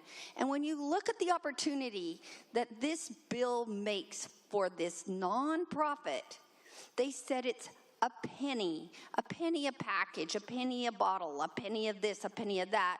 Those add up to a significant economic opportunity to take and transfer a cost of production, the packaging, onto the consumer. It's a pass-through cost for these corporations, and the PRO facilitates the ability for those corporations, the big corporations that we all know, the familiar brand names that we purchase, it gives them a chance to offset that cost and capture through the PRO the value of the product back into their own supply chain. So it's a win-win.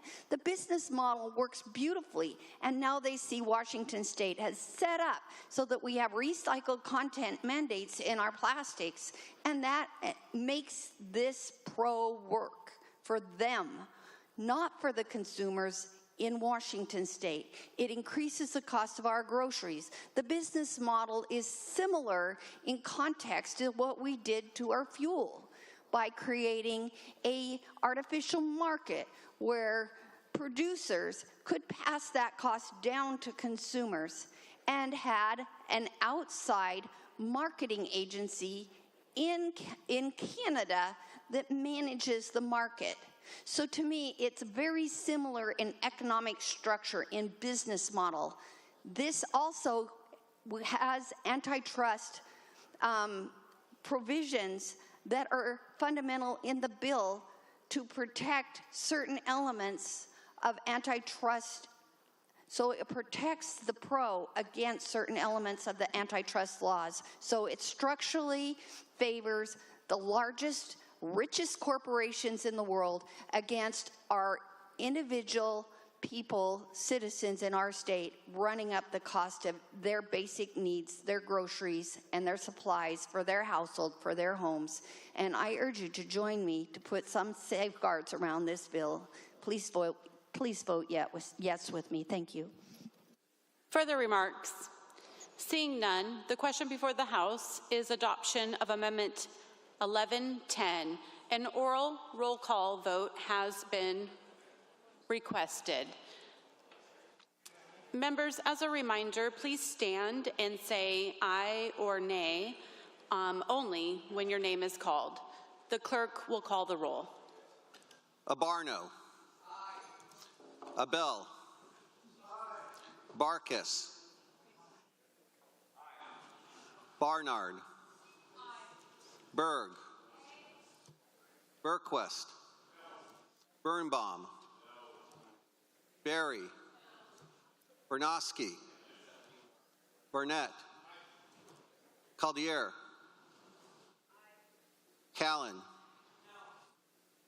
Chase. Connors. Aye. Corey. Aye. Cortez. No. Couture. Aye. Davis. Davis. Dolio. Donaghy. Dewar. Defoe.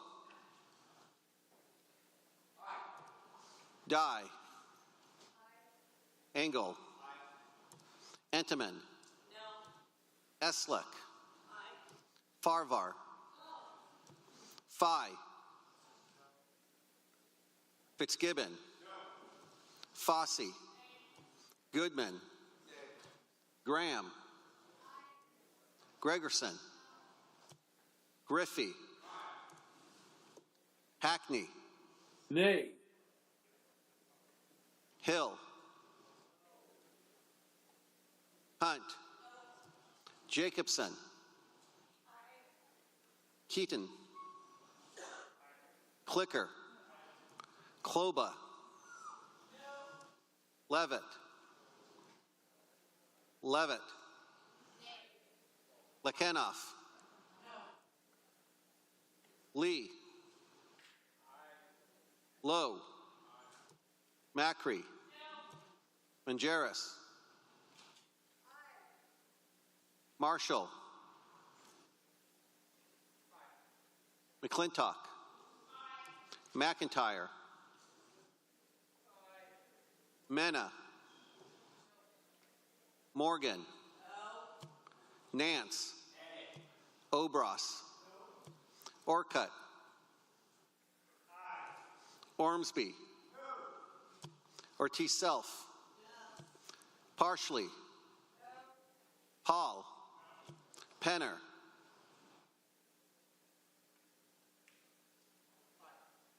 Peterson.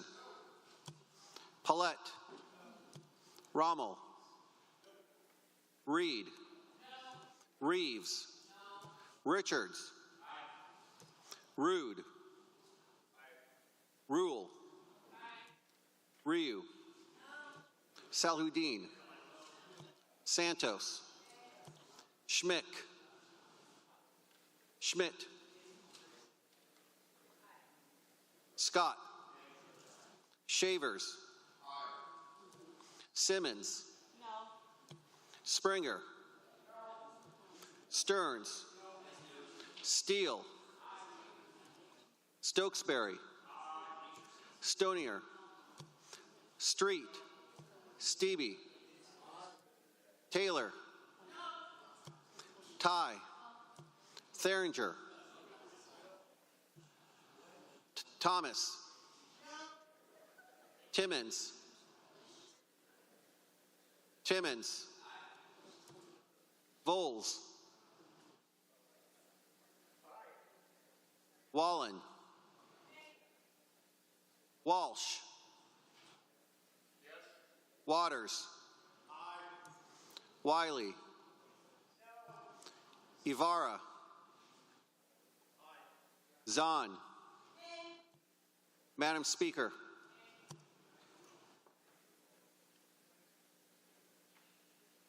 Would any member like to change their vote? The clerk will call the total. Madam Speaker, there are 41 yeas, 55 nays, 2 excused. The amendment is not adopted. Further amendments, Amendment 1103, clerk will read. On page 17 of the striking amendment, after line Last 20, line. Compliance with Chapter 43.09 RCW. The good member from the 17th District, Representative Stevie. Good evening, Madam Speaker. Madam Speaker, I would like to move 1103 for adoption, please. It has been moved and seconded that Amendment 1103 be adopted. Remarks, Representative Stevie. So, Madam Speaker, this is a really important amendment for this issue. We have a lot of government programs that have frequent audits. And I know this because working and being affiliated with local government, we have a lot of audits with our departments. And when you think of audits, you think of a negative connotation, and you're always kind of worried about that. But with our city audits, we get together afterwards, and we have a kind of a hot wash-up, kind of an after-action report. And luckily, our city has done really well, Actually, for the last 10 years, we've had clean audits. We have awards every year for that. But we recognize the people that do a great job, and we reward them, but they learn a lot from doing these audits. And so they're no longer afraid of them, and they learn ways that they can be better.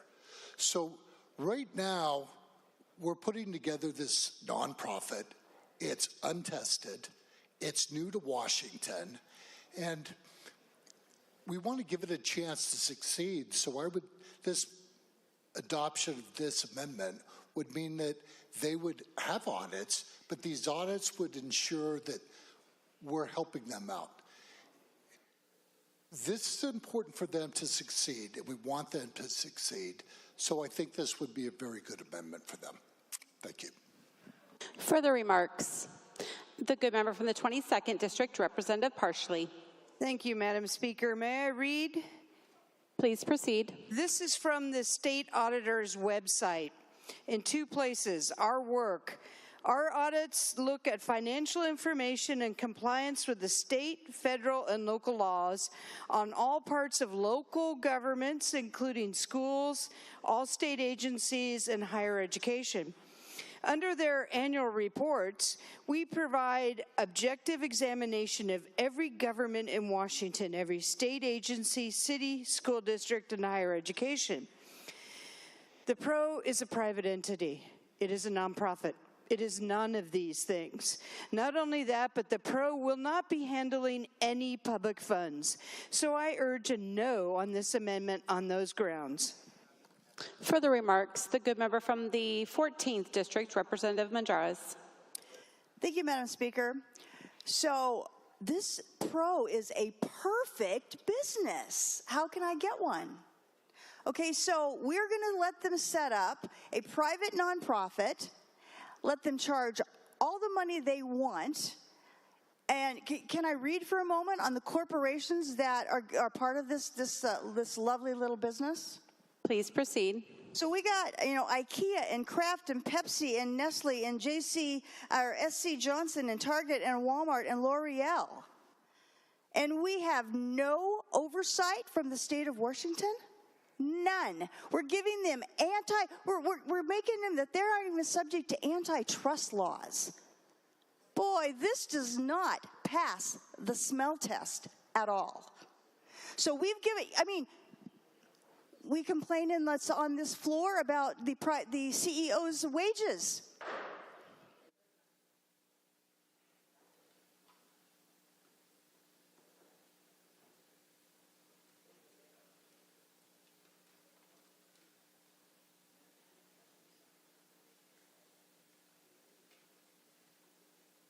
The Speaker will remind the member to please speak to the policy and refrain from commenting about other members' opinions or ideas. Please proceed. Thank you, Madam Speaker. Okay, so this amendment says we want them to be subject to audit and oversight by the state of Washington. We need this amendment. We are giving them carte blanche. We are telling them, yes, go out and charge whatever you want to whoever you want, have whatever CEO and whatever wages you want, and we have no oversight? And then you decide what to charge us back. You decide there can be rebates kicked off to another nonprofit. We need an audit. This needs to get put into the bill. Please pass this amendment. Further remarks, Representative Defoe. Thank you, Madam Speaker. The good lady from the 14th is absolutely correct. We are creating, with this bill, a monstrosity of a quasi-governmental agency.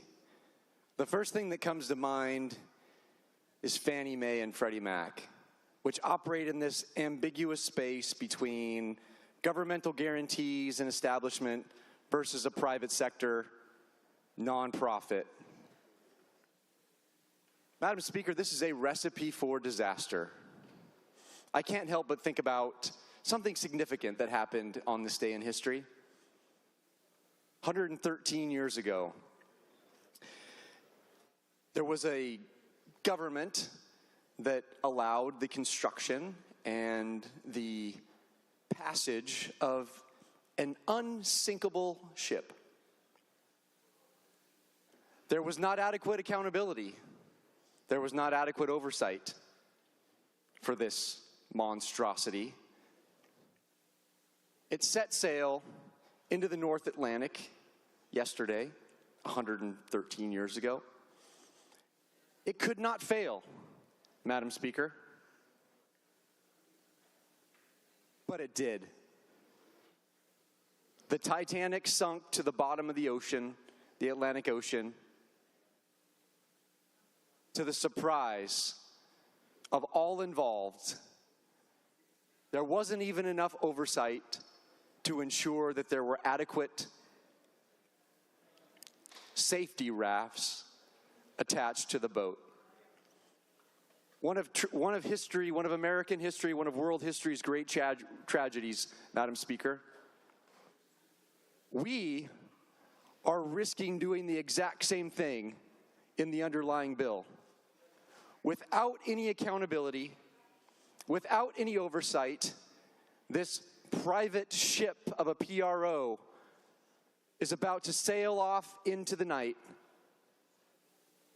Madam Speaker, if we don't accept this amendment, it will crash. And the people of Washington State will be on the hook to bail out the collusion, the graft, the misappropriation of funds that is going on right underneath our noses, and no one knows about it. Accept this amendment, Madam Speaker. Vote yes on it with me for transparency, for accountability, for good government. Let's not pass the buck. Let's take responsibility here tonight by voting yes. Further remarks? The good member from the 13th District, Representative Ibarra. Thank you, Madam Speaker. And this is a good amendment. We need this. And we heard tonight that it's a nonprofit, and that's not what the state does. But just a couple of weeks ago, the director of the Department of Commerce basically said that they gave tens of millions of dollars to a nonprofit, and that money is not accountable for, so they don't know where that money is. So the Commerce gave a nonprofit tens of millions of dollars to bring out broadband, and now they don't know what happened to all the money and where it went. So now, I'm guessing in the near future that there will be an audit of that funding that came from Commerce that went to a nonprofit, much like what we're hearing today.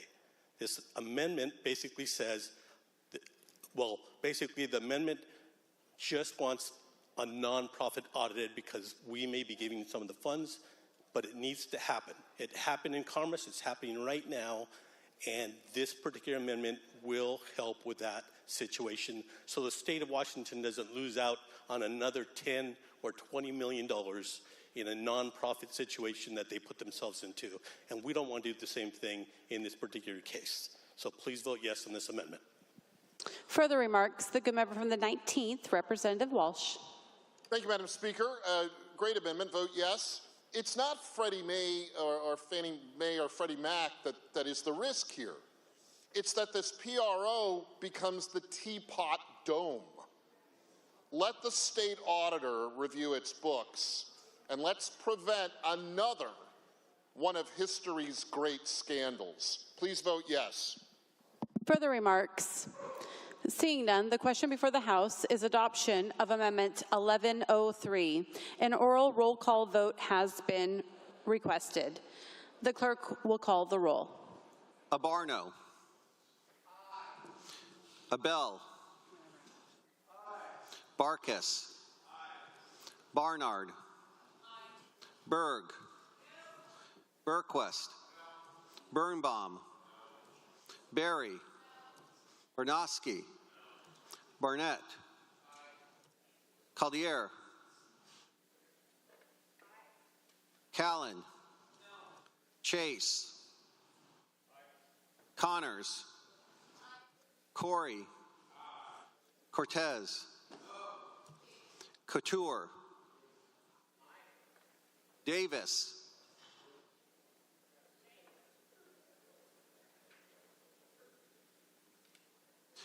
Dolio, Donaghy, Dewar, Defoe, Dye, Engel, Entenmann, Eslek, Farvar, Fye, Fitzgibbon, Fossey, Goodman, Graham, Gregerson, Griffey, Hackney, Nay. Hill, Hunt, Jacobson, Keaton, Clicker, Kloba, Levitt, Lekenoff, Lee, Lowe, Macri, Mangeris, Marshall, McClintock, McIntyre, Mena, Morgan, Nance, Obras, Orcutt, Ormsby, Ortiz Self, Parsley, Paul, Penner,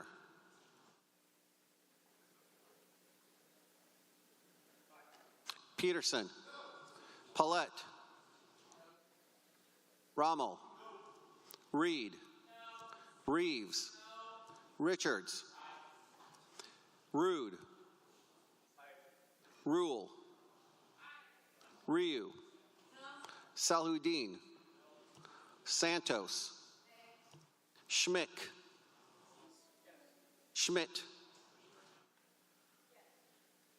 Scott, Shavers, Simmons, Springer, Stearns, Steele, Stokesbury, Stonier,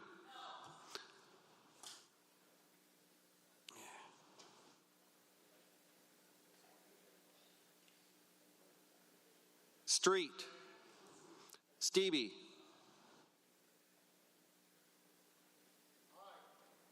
Taylor, Ty, Theringer, Thomas, Timmons, Voles, Wallen, Walsh, Waters, Wiley, Ibarra, Zahn, Madam Speaker, Stokesbury. Would any member like to change their vote? The clerk will take the record. Madam Speaker, there are 42 yeas, 54 nays, 2 excused. The amendment is not adopted. Further amendments, Amendment 1105, clerk will read. On page 21, line 4 of the striking amendment, after Last line. The subsequent November general election by September 1st. The good member from the 18th, Representative Lee. Good morning, Madam Speaker. I move adoption of Amendment 1105. It has been moved and seconded that Amendment 1105 be adopted. Remarks, Representative Lee. Thank you, Madam Speaker. This is a rather simple amendment. It simply moves up the date a report is due to this body by 4 months. The original date was December of 2027, and it moved. Speaker will ask members to take their conversations to the wings. Please proceed, Representative Lee. Thank you, Madam Speaker. This amendment simply moves up by 4 months the date a report is due. This is about accountability, not only to this body, but to the people that we are elected to represent. It will ensure that this needs assessment is revealed to us and to the people we represent by the 1st of September of 2027, That will give them time to provide feedback and input, number one, for the next election, and more importantly to this body so that we can make appropriate decisions when we convene for our shorter session in 2028. And so accountability, the opportunity to review this by the people and this body would be greatly appreciated. So moving up the report to this body by a simple 4 months would be advantageous to all of us. I urge you to vote yes. Further remarks, the good member from the 29th District, Representative Mena. Thank you, Madam Speaker. I'm asking you to vote no on this amendment. The timelines for work set in this bill are not arbitrary, but the amendment does set an arbitrary timeline. This is a bill that has been worked, negotiated, stakeholdered for many years, and work takes time. If I was hiring someone to do something at my home, I would trust them when they tell me how much time they need. The good news is, as a legislator, I know that my constituents can reach me anytime to provide feedback about any piece of legislation, the work that's going on, and certainly I will have another election. Please vote no. Further remarks, the good member from the 19th, Representative Walsh. Thank you, Madam Speaker. It's a good amendment. I believe the timeline actually works better for the public interest. And Madam Speaker, I caution you, as I caution myself all the time, to beware of the labor theory of value in our legislation here on the floor. Yes, well-worked bills tend to be better than slipshod bills, but simply because a bill has been worked doesn't mean that every element of it is right. I believe the timeline suggested by the amendment is better than the one in the underlying bill. And as I've said before, Madam Speaker, there are many issues with the underlying proposal. This doesn't fix all of them, but it does rationalize and make more sense of one element. Please vote yes on the amendment. Further remarks? Seeing none, the question before the body is adoption of Amendment 1105. An oral roll call vote has been requested. The clerk will call the roll. Abarno. Aye. Abel. Aye. Barkas. Barnard. Berg. Berquist. Birnbaum. Barry. Bernowski. Burnett. Caldier. Callan. Chase. Connors. Corey. Cortez. Couture. Davis. Dolio. Donaghy. Dewar. Defoe. Dye. Engel. Entenmann. Eslick. Farvar. Fye. Fitzgibbon. Fitzgibbon. Fossey. Goodman. Graham. Gregerson. Griffey. Hackney. Nay. Hill. Hunt. Jacobson. Keaton. Clicker. Kloba. Levitt. Lekenoff. Lee. Lowe. Macri. Mangeris. Marshall. McClintock. McIntyre. Mena. Morgan. Nance. Obras. Orcutt. Ormsby. Ortiz Self. Parsley. Paul. Penner. Peterson. Paulette. Rommel. Reed. Reed. Reeves. Reeves. Richards. Rude. Rule. Ryu. Salahuddin. Santos. Schmick. Schmidt. Scott. Shavers. Simmons. Springer. Stearns. Steele. Stokesbury. Stokesbury. Stonier. Street. Stevie. Taylor. Ty. Theringer. Thomas. Timmons. Voles.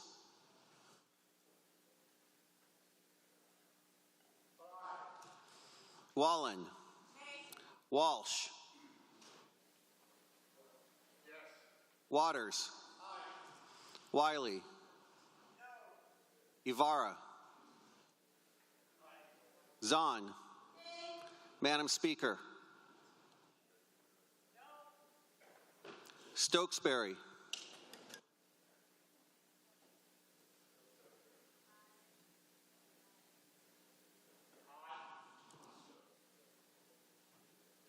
Would any member like to change their vote? The clerk will take the record. Madam Speaker, there are 40 yeas, 56 nays, 2 excused. The amendment is not adopted. There are further amendments. Amendment 1100, clerk will read. On page 47, line 2 of the striking amendment. Last line. Internal references accordingly. The good member from the 16th District, Representative Clicker. Thank you, and good morning, Madam Speaker. I'd like to move Amendment 1100 for adoption. It has been moved and seconded that Amendment 1100 be adopted. Remarks, Representative Clicker. Thank you, Madam Speaker. Producer responsibility organizations. This amendment would keep those organizations limited to an annual fee to a producer for $500 annually per year. We're trying to make sure we keep people where they can survive, businesses to survive, producers around the state of Washington. You know, I hear people say, well, and I just heard not long ago in comparison with the Climate Commitment Act, that the prices will only go up for fuel just by pennies. Well, I just go across the state line and I'm saving between $1 and $1.20 a gallon for my fuel, my truck, every time I fill up. I don't want to have to be able to do that with my groceries and go across the state line. I want to be able to support my community and my state. And by helping limit these fees, annual fees will help in a big way. We got to remember, PROs are our large corporations. They can pass the cost on, and who pays the cost? But it is the people with marginal incomes, people that are living in poverty, everyday people that are trying to survive in the state of Washington. We need to be able to help these people out. This would be basically a tariff or a tax, or if you want to combine the two, a tarax. We need to be able to help our people. We need to be able to help limit the amount of annual fees. And this is a good opportunity to where the corporations just aren't pushing it off onto our everyday worker, the people in poverty, but we can be able to at least give a sense of relief to these people. I ask that you help me pass and adopt this amendment. Further remarks, the good member from the 36th, Representative Berry. Thank you, Madam Speaker. This bill requires the Producer Responsibility Organization to set fees that all the producers will pay to expand recycling services in the state of Washington. The largest producer, some of them who sell millions, if not billions of dollars worth of products into our state each year must pay their fair share. And I want to remind you, Madam Speaker, that this is a business-run, business-led solution to recycling here in Washington. And those producers do not want this legislature to tell them what those fees should be. Please vote no. Further remarks, the good member from the 14th, Representative Manjares. Thank you, Madam Speaker. Those big corporations are not going to be paying those fees. They're going to go directly onto the groceries and the cost of everything that you and I buy. Those big corporations are not going to pay those fees. We're trying to limit the amount of money, the amount of extra cost that's going to come down to the groceries and affordability of the people in our state. Please vote yes on this amendment. Further remarks, the good member from the 8th District, Representative Connors. Thank you, Madam Speaker, and I didn't plan on standing up and speaking on this amendment tonight when we're talking about passing on fees. I have personal experience with this. My husband's family is a farm. They own a family farm. They grow potatoes. They do business with a company in Canada, a grocery store there. And that company in Canada charges, last year, just for the product they were taking there, over $65,000 for EPR fees. These fees that the big producers, that folks think the big producers are going to pay, that is not going to happen. The big companies that are putting those groceries into their grocery stores, like the Walmarts and the Safeways and the Albertsons and the QFCs, they take those fees and they charge them back to the farmers who are packaging those products. Madam Speaker, do you know what happens when they charge those fees back to the farmers?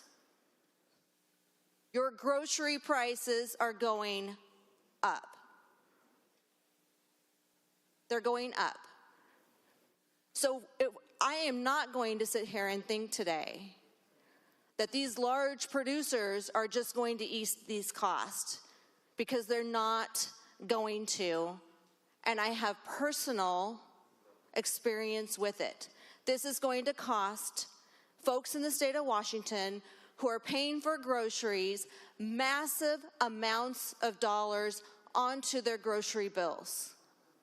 It's why California was doing a study about it and stepped back from it, because they saw how much money this was going to cost their residents.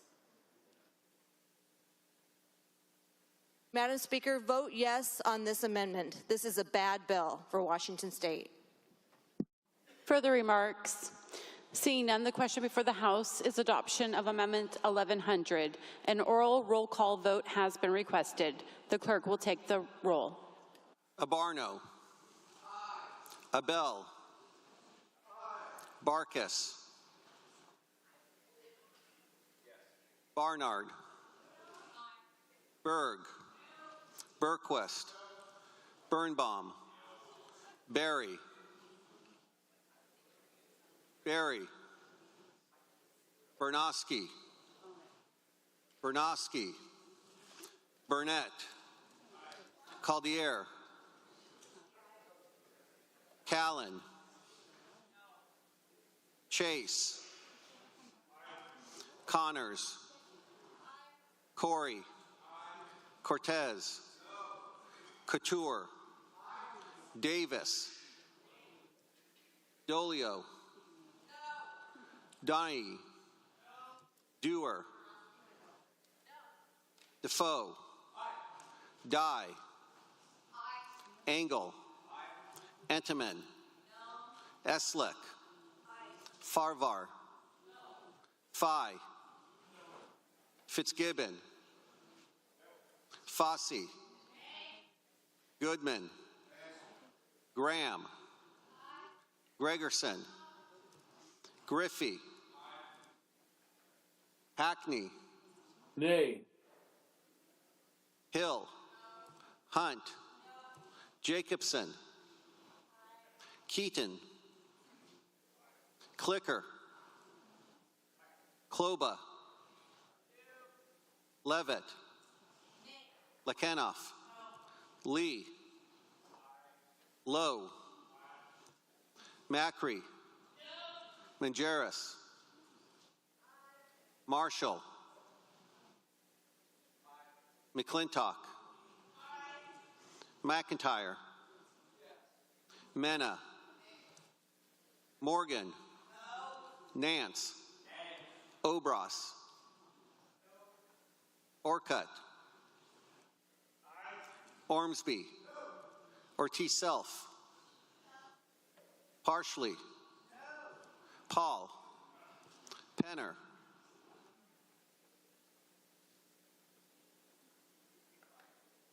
Peterson. Paulette. Rommel. Reed. Reeves. Richards. Rude. Rule. Ryu. Salhuddin. Santos. Schmick. Schmidt. Scott. Shavers. Simmons. Springer. Stearns. Steele. Stokesbury.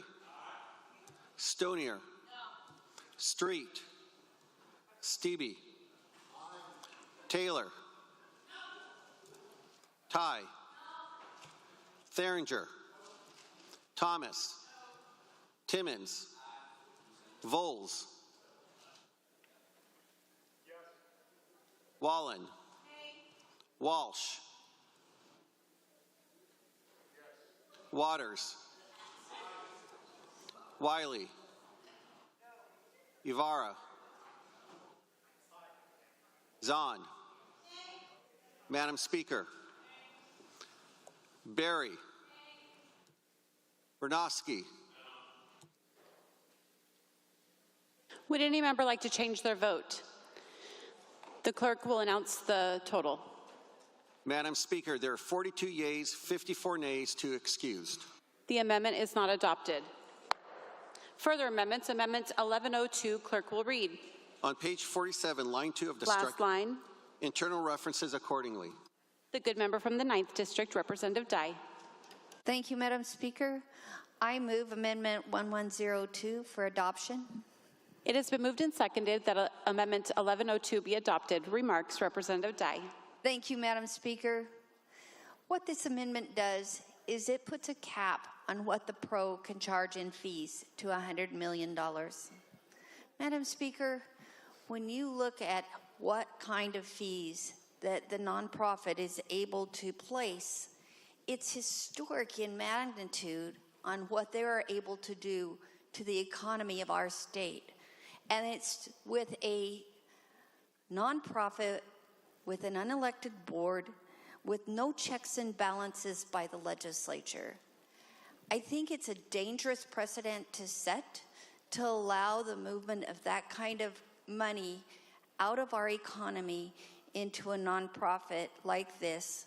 And this amendment seeks to offer some protection to our constituents, to the customers of the products that will be paying those fees back in, because it's a pass-through system that the producers will pass those costs back to the consumers in the form of higher grocery prices.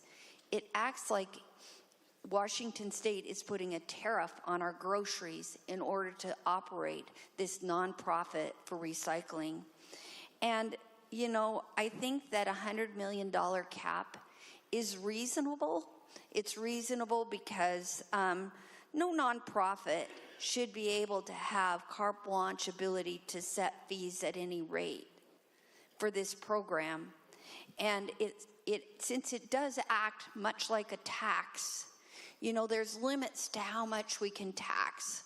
But we've created this model where we think that we can tax limitless because we're capturing the profitability out of big corporations without understanding that those things that are put on the corporations will be passed down to their customers in the form of a tax. So I urge you to join me in supporting me with this amendment and vote yes to put a cap on the amount that the nonprofit can charge in fees. Thank you. Further remarks, the good member from the 36th, Representative Berry. Thank you, Madam Speaker. Right now, you and me and our constituents are paying for our recycling costs here in the state of Washington. And again, I want to remind you that those costs are going up for us year over year over year, while service continues to decline. And right now, the cost to collect recycling in the state of Washington is about $250 million. And what this bill and this policy is going to do is have not us pay for those bills anymore, but the producers of products that are being sold into our homes. They are going to pay for the cost of recycling up to 90%. If we cap that at $100 million, it will not allow this system to work as intended. Please vote no. Thank you. Further remarks, the good member from the 20th District, Representative Orcutt. Thank you, Madam Speaker. Rising in support of the amendment. If we're currently paying $250 million, and the amendment limits it to $100 million, and that $100 million is going to be passed on to the consumers, then the consumers will be paying $100 million instead of $250 million. That will end up being a net savings of $150 million on people's grocery bills every time they go through the checkout line. They will know they're paying a little bit less overall. When they sit down, when they get their paychecks and they sit down and try to balance their budgets at home.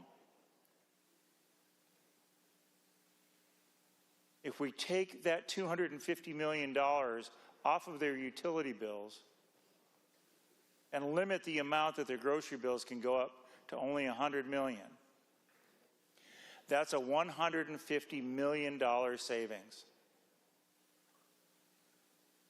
That'll almost offset the increase in taxes that they're about to see with 2049. Further remarks? Seeing none, the question before the House is adoption of Amendment 1102.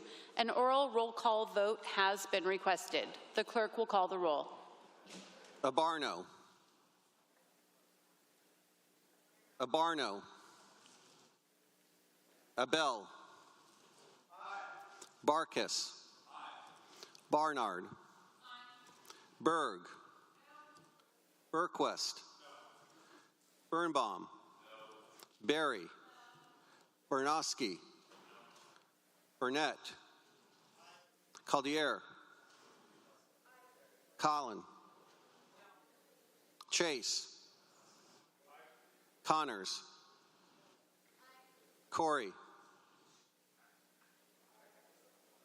Cortez. Couture.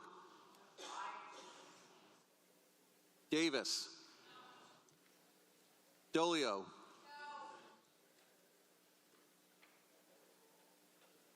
Donahue. Dewar. Defoe. Dye. Engel. Entenmann. Eslick. Farvar. Fye. Fitzgibbon. Fossey. Goodman. Graham. Gregerson. Griffey.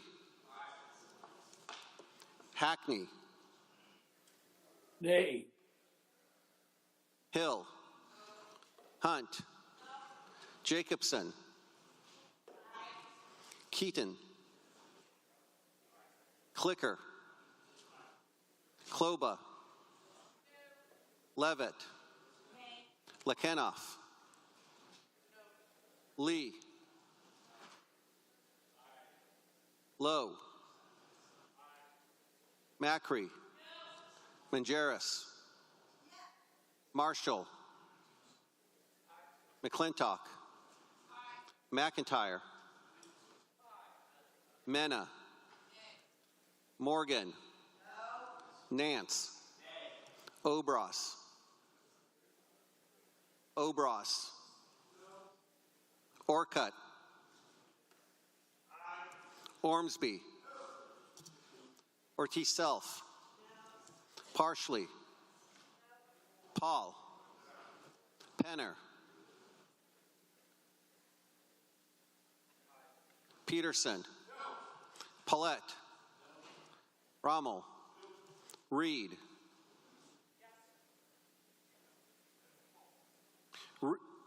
Reeves.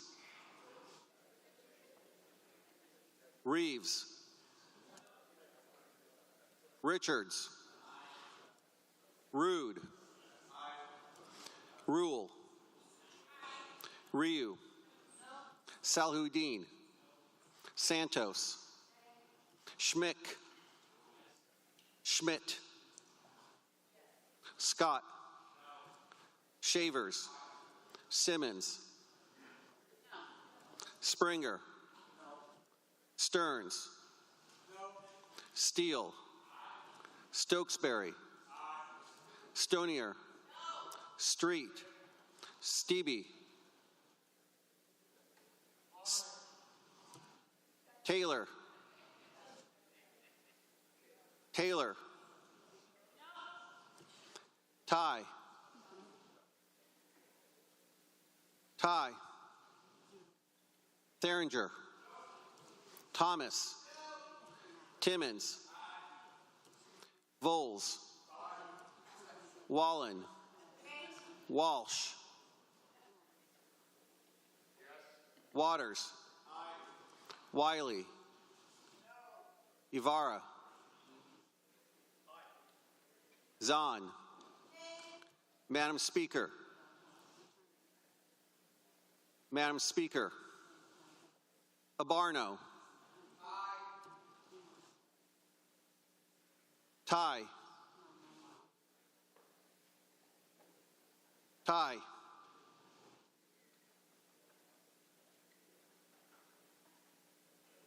Madam Speaker.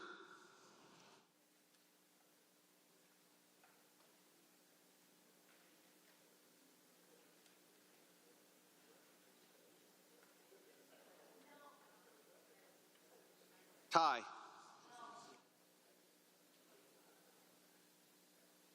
Madam Speaker.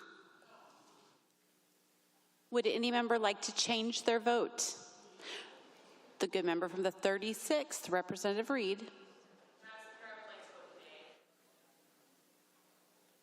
Would any other member like to change their vote? The clerk will take the record. Madam Speaker, there are 41 yeas, 55 nays, 2 excused. The amendment is not adopted. Further amendments, Amendment 1112, clerk will read. On page 48, after line 24 of the Last line. Administration costs. The good member from the 9th District, Representative Dye. Thank you, Madam Speaker. I move Amendment 1112 for adoption. It has been moved and seconded that Amendment 1112 be adopted. Remarks, Representative Dye. Thank you, Madam Speaker. This amendment simply limits the amount of administrative fees to 5% of the it collects for the program administration.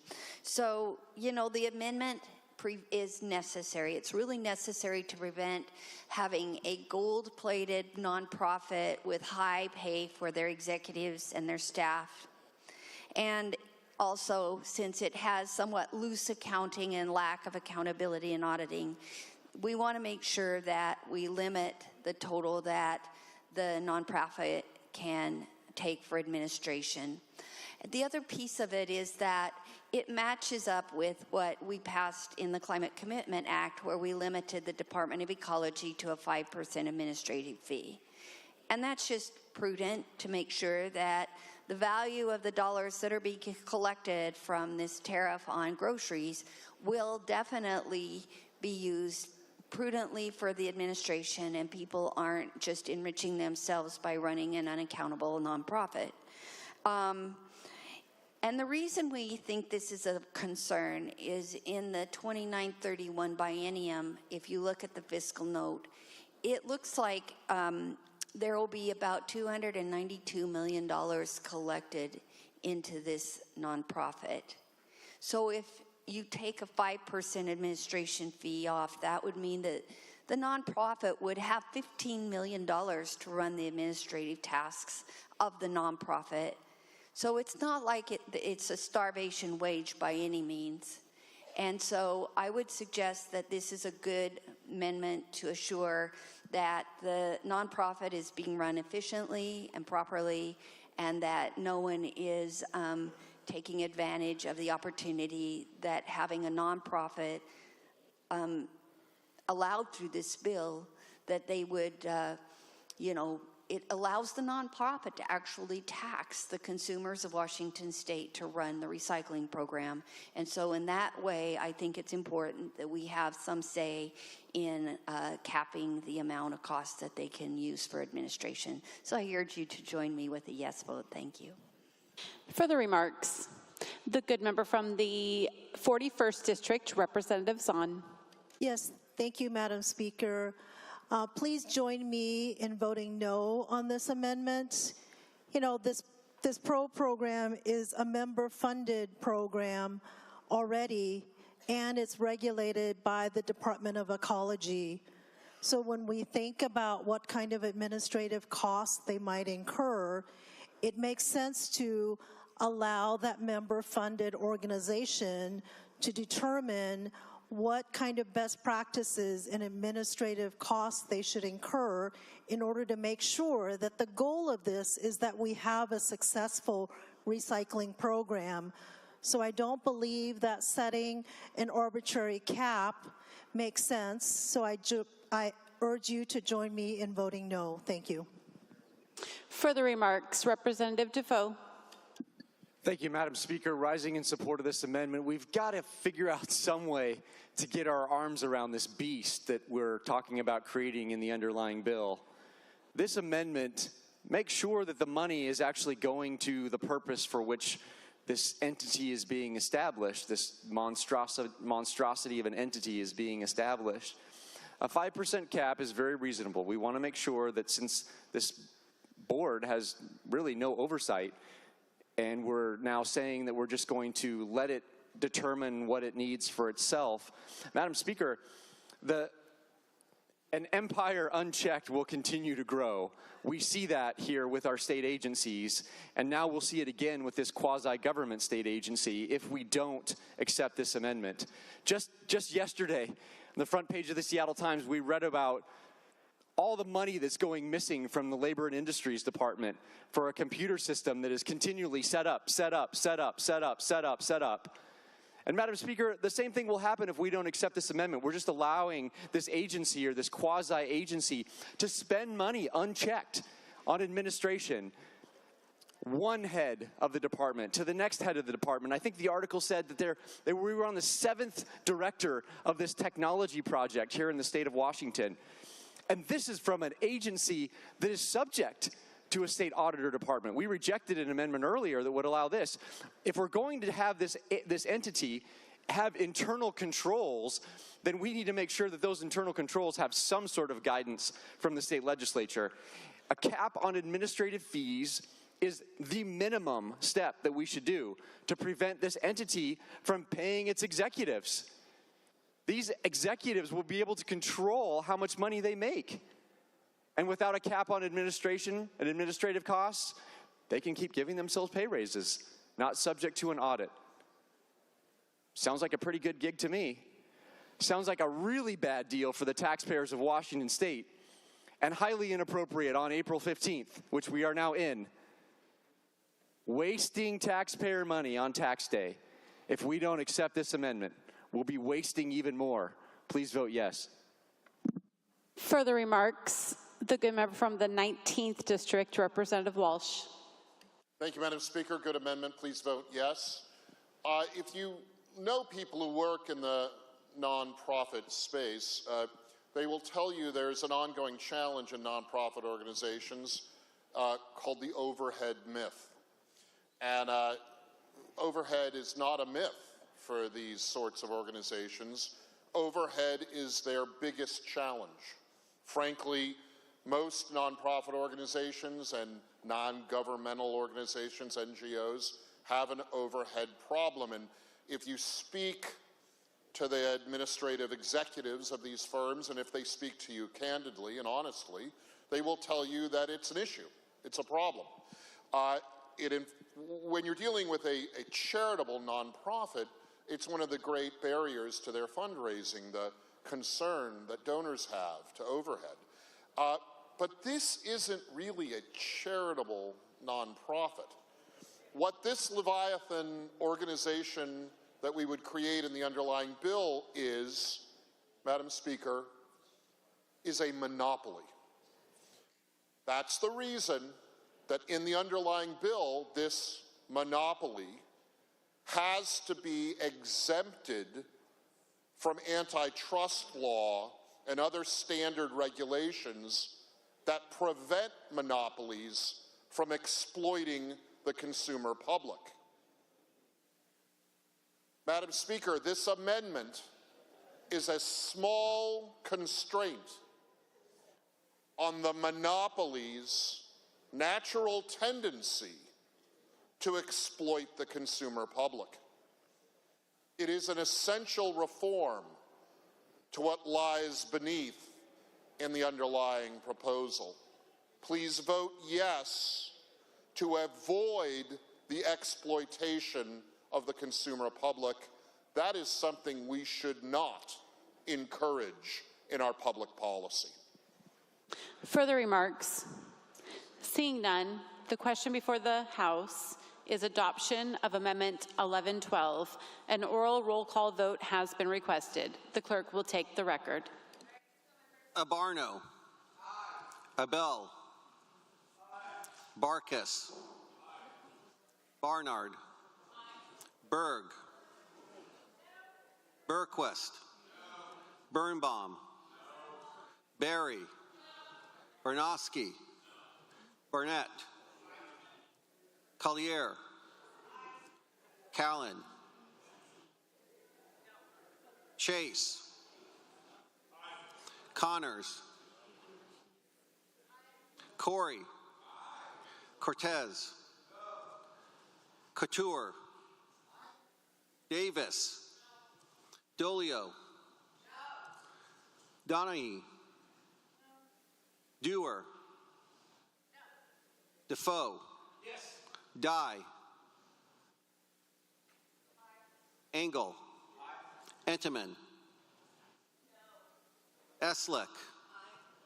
Farvar. Fye. Fitzgibbon. Fossey. Goodman. Graham. Gregerson. Griffey. Hackney. Nay. Hill. Hunt. Jacobson. Keaton. Clicker. Kloba. Levitt. Lekenoff. Lee. Lowe. Macri. Mangeris. Marshall. McClintock. McIntyre. Mena. Morgan.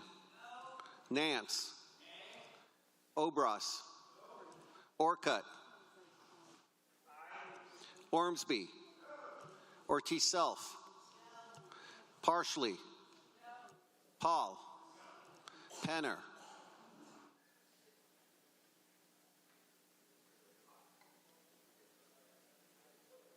Peterson.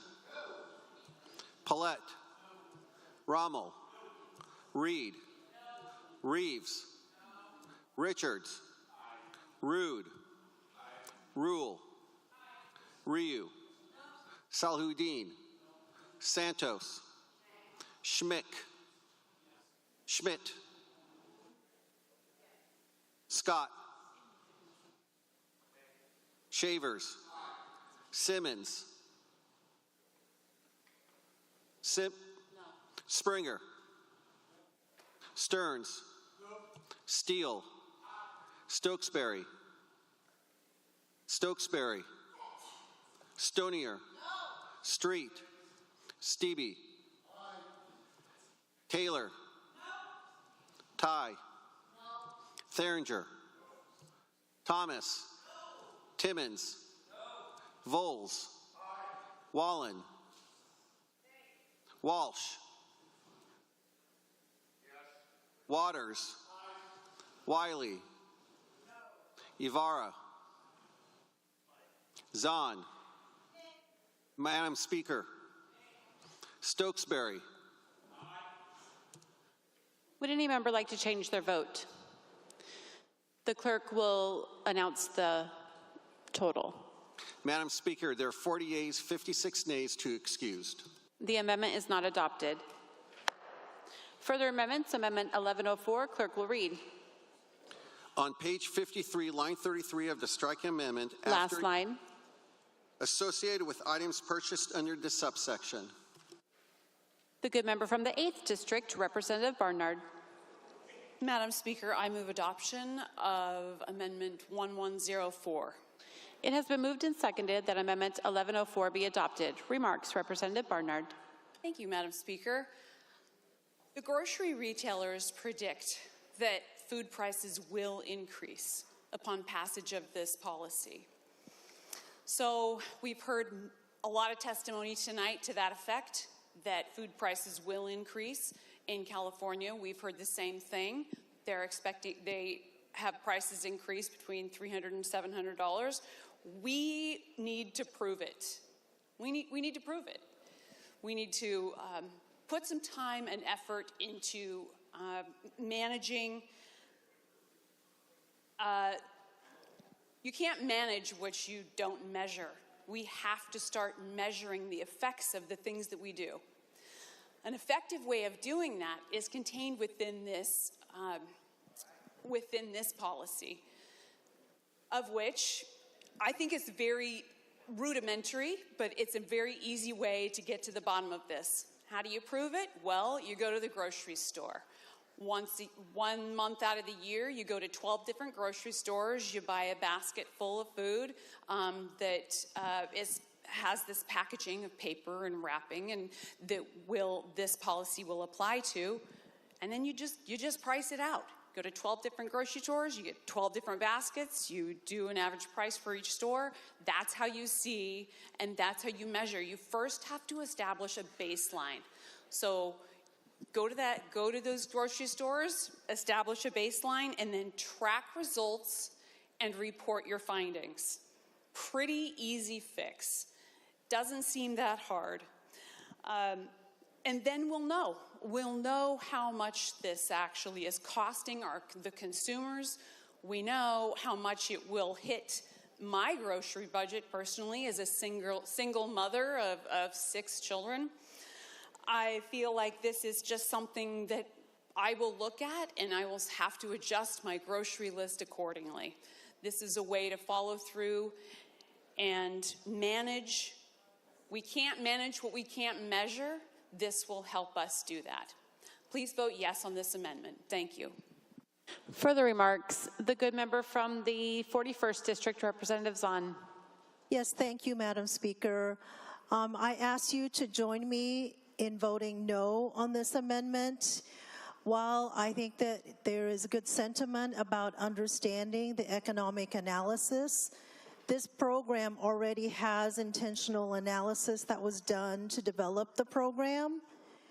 And when I think about the fact that this program will be implemented in 2030, I'm trying to understand how starting to have economic analysis done in over 3 years before the program will even be implemented, that we'll be able to see the kind of information that the good member brought up. So please join me in voting no. Thank you. Further remarks, the good member from the 9th District, Representative Dye. Thank you, Madam Speaker. You know, it's interesting when you look at a basket of groceries, there's some different ways to look at that. And there was an economic analysis done in a book called Superabundance by Marion Tupy. And he looked at a grocery basket of goods from 1850 to present, and showed and did the economic analysis based on the time value it took to earn the amount to pay for that basket of goods. And over the time that we have prospered, we have had a system of governance that opened up human liberty and freedom, and that resulted in an increasing value over time that one could buy for less time in your life. So what we're talking about in this basket of goods is actually the value of your time and your ability in terms of time value, reducing the overall cost of those goods over a century and a half, and it has led to great prosperity, superabundance, where we have prosperity that's never been known by humanity.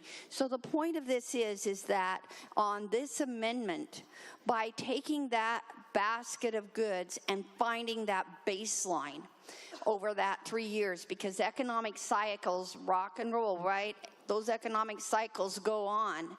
But the reality is you're putting a tax on people's life, the time and the value of their life, and you're making things less abundant by creating an economic system that taps right into the very most important basic needs of humanity, and that's food. And keeping that value at a price that's stable and reasonable makes what has happened over a long period of time, the growth in human prosperity, abundance, freedom, and agency in individual lives. You're going to make that more difficult with this policy. Having a basket of goods analysis will help us understand when the program begins to implement, and those fees are going to be taken in right away in 2026, and you're going to start seeing those incremental gains in the cost of goods. That is going to impact the value of your time, and I think that it's a very prudent thing to take a measurement of that in light of this different way of economic analysis, and I urge you to join me in supporting this amendment. Thank you. The Speaker would like to ask members to please take your conversations to the wings. Thank you. Further remarks, the good member from the 40th District, Representative Rommel. Thank you, Madam Speaker. Would you please excuse Representative Morgan? The member is excused. Further remarks? Seeing none, the question before the House is adoption of Amendment 1104. An oral roll call vote has been requested. The clerk will take the record. Abarno. Abel. Barkas. Barnard. Berg. Berquist. Birnbaum. Barry. Bernowski. Burnett. Caldier. Callan. Chase. Connors. Corey. Cortez. Couture. Davis. Dolio. Donahue.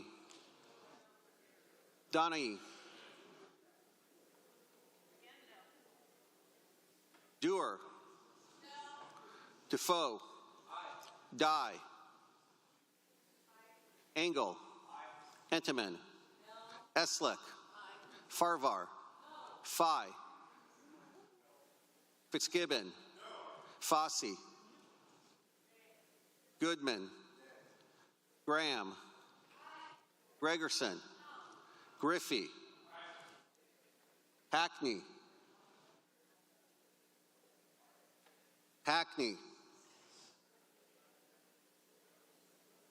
Hill.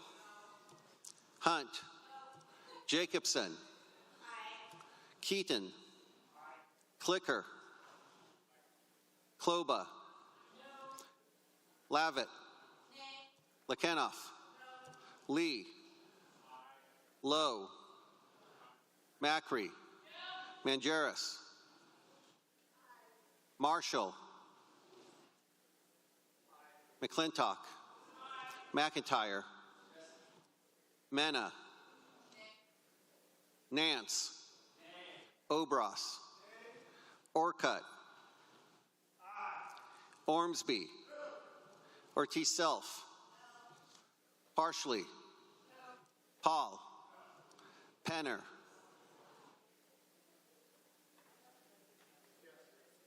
Peterson, Paulette, Rommel, Reed, Reeves, Richards, Rude, Rule, Ryu, Salhudin, Santos, Schmidt,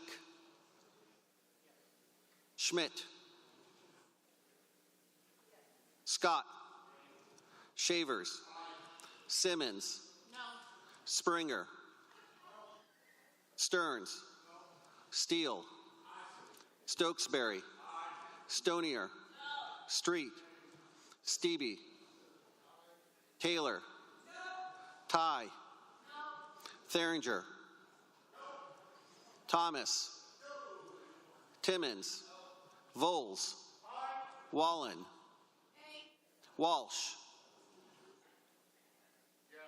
Waters, Wiley, Ibarra,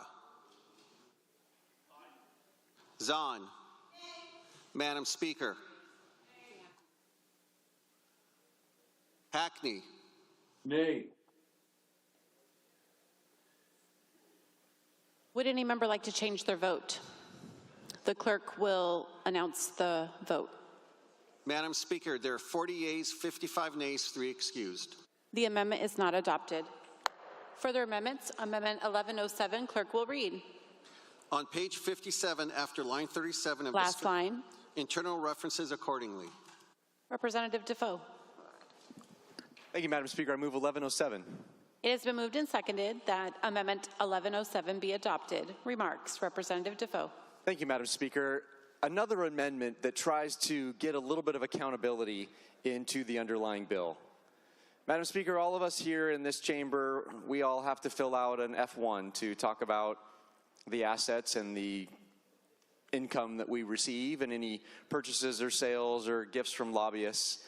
Madam Speaker, because this underlying Leviathan, to use the term from the good gentleman from the 19th, will have so much authority and so little oversight, it is only appropriate that we make sure that the individuals who are running this entity, this monstrosity, are accountable to the public, and we are able to look at their finances just like the public can look at all of our finances, Madam Speaker, and see exactly what it is that we participate in and make sure that there's no self-dealing going on, that there's no opportunity for personal gain that is being concealed. Madam Speaker, the underlying bill creates this entity that has no oversight at this point, no cap on administrative costs at this point, no state audit by the auditor at this point, and no limitations on who can participate on these boards. Madam Speaker, we need to be able to see who is running this entity and where they are making their money and how. Because if we don't do that, Madam Speaker, the public, which is already being taxed heavily to fund this enterprise, will have no trust in its operation, or even less trust than it already will. Madam Speaker, please accept this amendment so we can bring at least a little bit of accountability and a little bit of transparency to the operation of this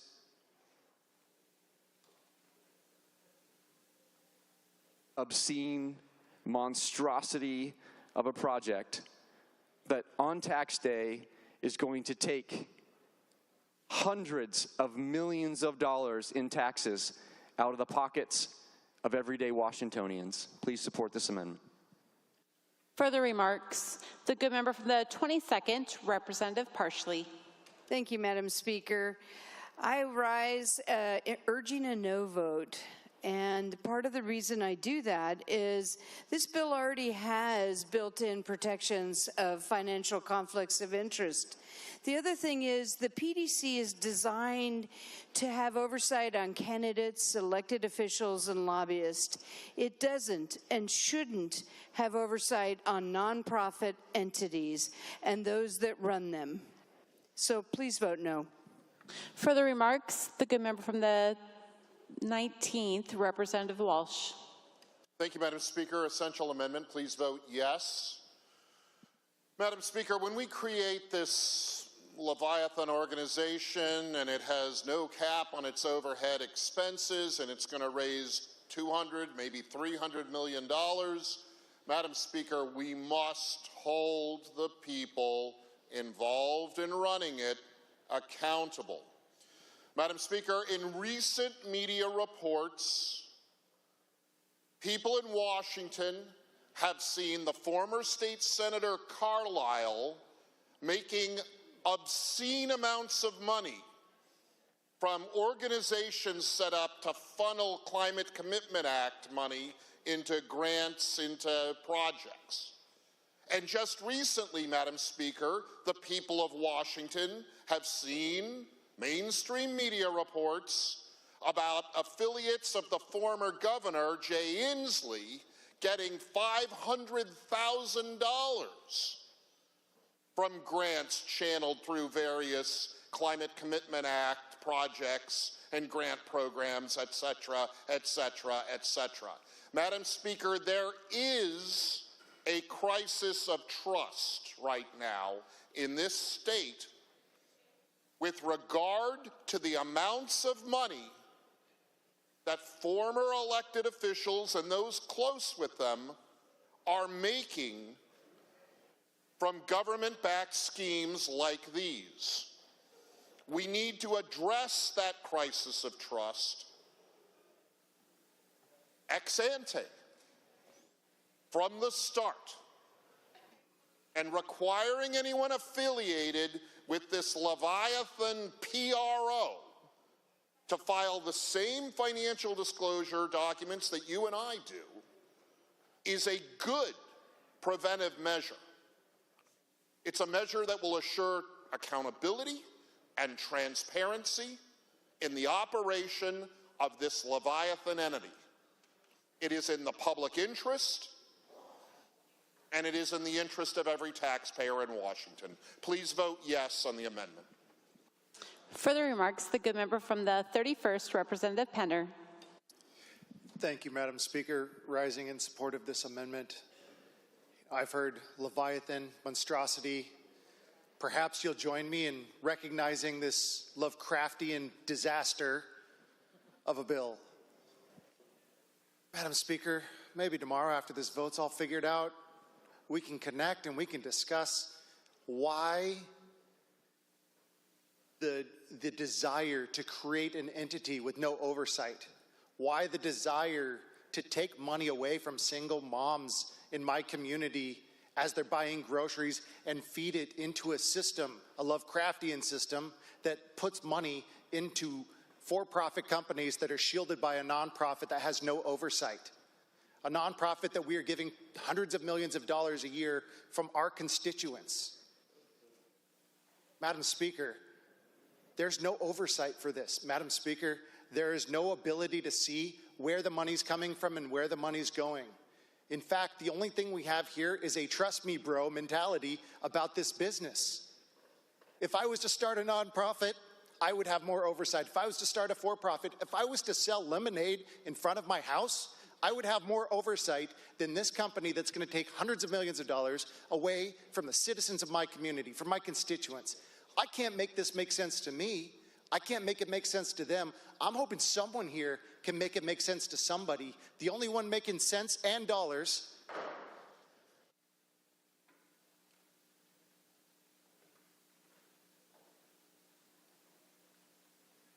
Speaker will remind the member to talk to the policy. Please proceed. Only one making sense or dollars are the for-profit companies that make up the board of this entity. Vote yes on this amendment. Further remarks, Representative Defoe. Thank you, Madam Speaker. The good lady from the 22nd brought up something that caught my interest. Are there any folks who have to file an F1 who aren't elected? So I did a quick search, and sure enough, charter school directors do not have to file an F1, and they are not elected in Washington State, Madam Speaker. We are not breaking new ground here. We are making sure that people who are running important institutions within our state have to tell the people of Washington State where their money's coming from. Vote yes. Further remarks? Seeing none, the question before the House is adoption of Amendment 1107. An oral roll call vote has been requested. The clerk will take the record. Abarno. Abel. Barkas. Barnard. Berg. Burquest. Birnbaum. Barry. Bernosky. Burnett. Caldier. Callan. Chase. Connors. Corey. Cortez. Couture. Davis. Dolio. Donahue. Dewar. Defoe. Dye. Engel. Entenmann. Eslick. Farvar. Fye. Fitzgibbon. Fossey. Goodman. Graham. Graham. Gregerson. Griffey. Hackney. Nay. Hill. Hunt. Jacobson.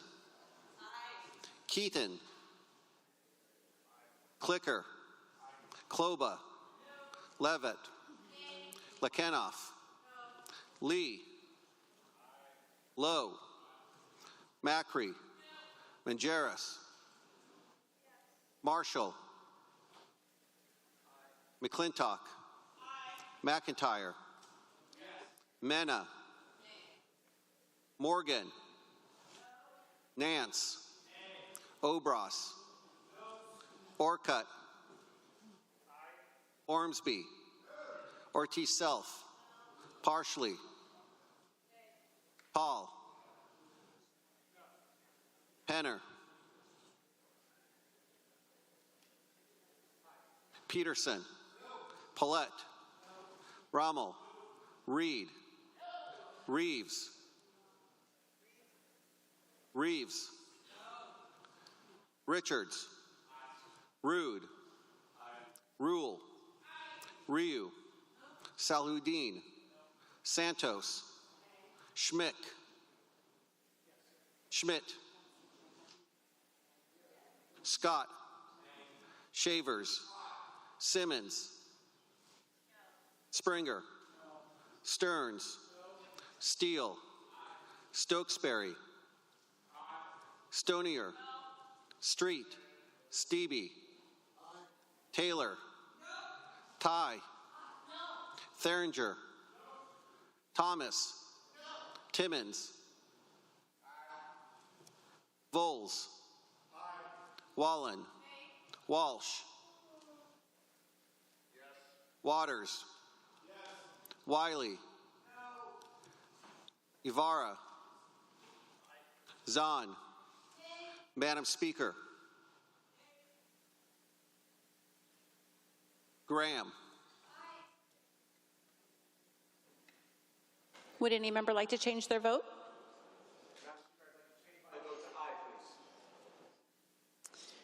Any other member like to change their vote? The clerk will announce the total. Madam Speaker, there are 41 yeas, 55 nays, 2 excused. The amendment is not adopted. Further amendments, Amendment 1111, clerk will read. On page 17, beginning on line 13. Last line. All of subsection 7. The good member from the 19th, Representative Walsh. Thank you, Madam Speaker. I'd like to move Amendment 1111 for adoption. It has been moved and seconded that Amendment 1111 be adopted. Remarks, Representative Walsh. Thank you, Madam Speaker. This is a good amendment. It clears up some confusion we've heard on the floor in our discussion, having to do with antitrust and whether antitrust laws apply to this Lovecraftian Leviathan that we're creating in the underlying bill. Madam Speaker, may I read from the underlying bill the relevant section affected by the amendment? Please proceed. Thank you. It's part of Section 104. And Madam Speaker, there are over 300 sections of this Lovecraftian Leviathan. It's in Section 104, subsection 7. And I'm only going to read, if I can pull it up, this second, and it went away.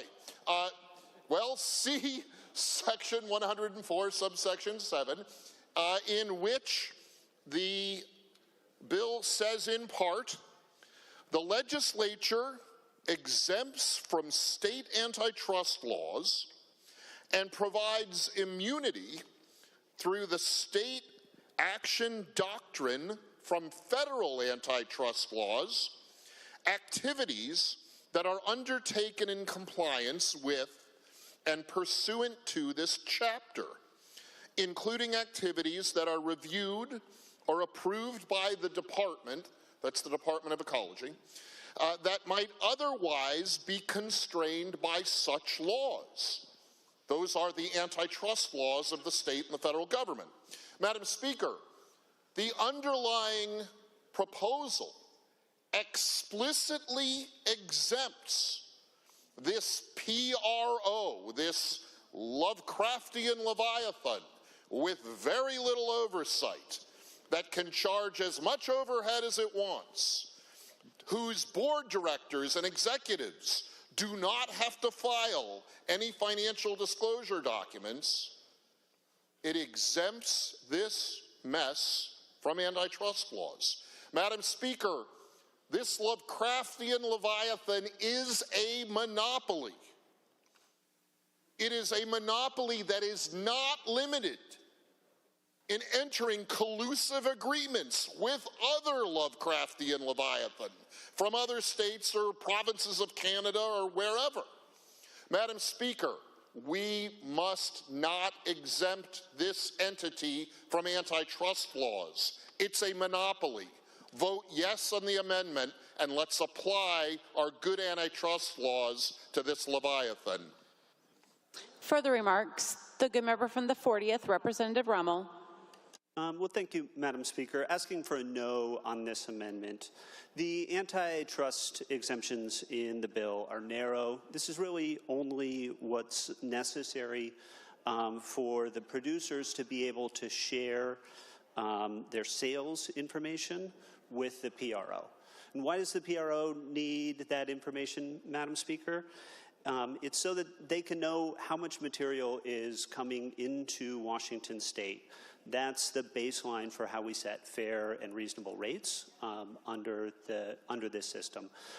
This amendment would undermine the PRO's ability to set fair and reasonable rates, so asking for a no. Further remarks, Representative Defoe. Thank you, Madam Speaker. I think that's the point. This entity has the ability to set its own rates without any competition or any input from anyone else. It just gets to determine what the price will be. That is the definition of a monopoly.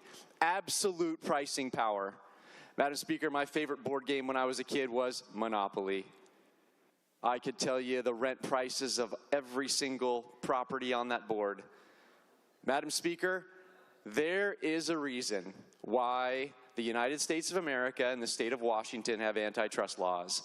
And that is because we want to make sure that there is competition in the marketplace so that the people of Washington State don't get ripped off. Madam Speaker, I find it ironic that we are increasing antitrust enforcement through the Consumer Protection Act at every turn in this legislative session. And yet when we have a real antitrust issue staring us right in the face, we walk away and say, no, that doesn't really apply, when it clearly applies, Madam Speaker. Let's restore a little bit of sanity to Washington State's antitrust laws by enforcing an antitrust violation and giving the ability to enforce an antitrust violation when what is being established is a per se antitrust violation. Madam Speaker, this amendment is extremely important. Please accept it. Further remarks? Seeing none, the question before the House is adoption of Amendment 1111. An oral roll call vote has been requested. The clerk will take the record. Abarno. Abel. Barkis. Barnard. Berg. Burquest. Birnbaum. Berry. Bernowski. Burnett. Caldier. Callan. Chase. Connors. Corey. Cortez. Couture. Davis. Dolio. Donaghy. Dewar. Defoe. Dye. Engel. Entenmann. Eslick. Farvar. Fye. Fitzgibbon. Fossey. Goodman. Graham. Gregerson. Griffey. Hackney. Nay. Hill. Hunt. Jacobson. Keaton. Clicker. Kloba. Lavitt. Lekenoff. Lee. Lowe. Macri. Mangeris. Marshall. McClintock. McIntyre. Mena. Morgan. Nance. Obras. Orcutt. Ormsby. Ortiz-Self. Parsley. Paul. Penner. Peterson. Paulette. Rommel. Reed. Reeves. Richards. Rude. Rule. Ryu. Saludin. Santos. Schmidt. Scott. Shavers. Simmons. Springer. Stearns. Steele. Stokesbury. Stonier. Street. Stevie. Taylor. Ty. Theringer. Thomas. Timmons. Voles. Wallen. Walsh. Waters. Wiley. Ibarra. Zahn. Madam Speaker. Corey. Would any member like to change their vote? The clerk will announce the record. Madam Speaker, there are 40 yeas, 56 nays, 2 excused. The amendment is not adopted. One more amendment. Amendment 1074, clerk will read. Beginning on page 1, line 3, strike all material. Last line. Correct the title. The good member from the 27th District, Representative Fye. Thank you very much, Madam Speaker. I move Amendment 1074.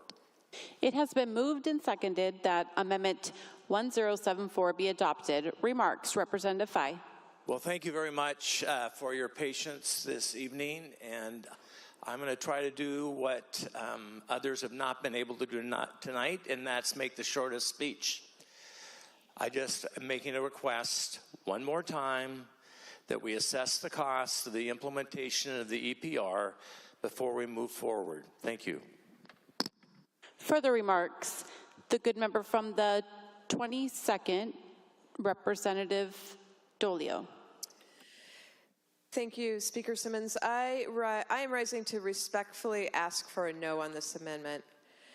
The work that the good member from the 27th has done in this striker has definitely informed the needs assessment, in the underlying bill. We've also had 5 studies that have already been done. But unfortunately, this amendment stops short of creating a system that will increase our recycling rates. And that's what we're talking about tonight, increasing our recycling rates, Madam Speaker. EPR, it's been studied, it's been worked, it's taking off in other states. Maryland just passed it last week, in fact. Many hours have gone into refining this policy. There are protections and exemptions and studies and reviews to guard against every concern you can imagine. We are beyond a needs assessment at this point. We are ready. Let's go. Please join me in saying no to this amendment. Further remarks, the good member from the 9th District, Representative Dye. Thank you, Madam Speaker. And we agree that we need a needs assessment, and we support the good work of the good gentleman from the 27th. In looking at it realistically, I would highlight one point out of the intent section of his this amendment, and that is that 88% of single-family homes already have curbside, and that a large number of the multifamily homes also. The increase that we are going to get is marginal, trying to get 15% of an increase in recycling rates by limiting the types of recycling that you can use instead of leaving it open to innovation. And the cost to the consumers will be high, and yet we don't have a needs assessment to determine who is being left behind. We can't definitively say if the juice is worth the squeeze, and what will it do long term to the economy of our state and to the people and the families that are most in need. And so with that, I urge you to join me to vote yes on this policy, because it's prudent to have a quality needs assessment before taking on a project that could potentially be a tax in the hundreds of millions of dollars to the Washingtonians that we all serve. So please join me in voting yes. Thank you. Further remarks, the good member from the 8th District, Representative Connors. Madam Speaker, this is, in my opinion, this is our last chance for you and I to fix this bill. And I appreciate the good member for bringing this amendment forward. And here's one reason why I want to tell you why it's the last chance to fix the bill. May I have permission to read, Madam Speaker? Please proceed. This is from a Seattle Times editorial. California was developing rules for establishing its own EPR program until just recently, when alarm bells went off over the extraordinary cost that would be borne by households and businesses. On March 7th, Governor Gavin Newsom ordered a halt to the rulemaking and directed his state agency responsible for the work to start over. In his state's own analysis, their EPR program would have cost $36 billion with an annual price tag to businesses averaging between $8,400 and $12,000 and annual cost to households of over $330. Madam Speaker, now is not the time for us to be adding prices to groceries for residents of Washington State. Now is the time for us to fix the problems that we have in Washington State. People are struggling right now. And all this program is going to do, in my opinion, Madam Speaker, is raise the price of groceries in the state of Washington. This amendment is our last chance to fix this bill before we get to final passage. I urge you to vote with me, Madam Speaker, to vote yes on this amendment to help this bill.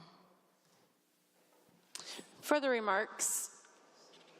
Seeing none, the question before the House is adoption of Amendment 1074. An oral roll call vote has been requested. The clerk will call the roll. Abarno. Abel. Barkas. Barnard. Berg. Burquest. Birnbaum. Berry. Bernowski. Burnett. Caldier. Callan. Chase. Connors. Corey. Cortez. Couture. Davis. Dolio. Donahue. Dewar. Defoe. Dye. Engel. Entenmann. Eslick. Farvar. Fye. Fitzgibbon. Fossey. Goodman. Graham. Gregerson. Griffey. Hackney. Nay. Hill. Hunt. Jacobson. Keaton. Clicker. Kloba. Levitt. Levitt.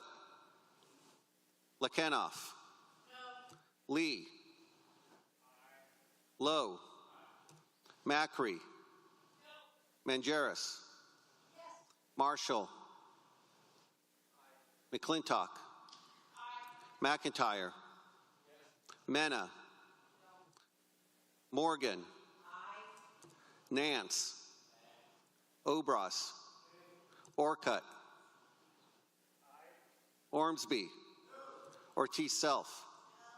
Partially. Paul. Penner. Peterson. Paulette. Rommel. Reed. Reeves. Richards. Rude. Rule. Ryu. Salhudin. Santos. Schmick. Schmidt. Scott. Shavers. Simmons. Springer.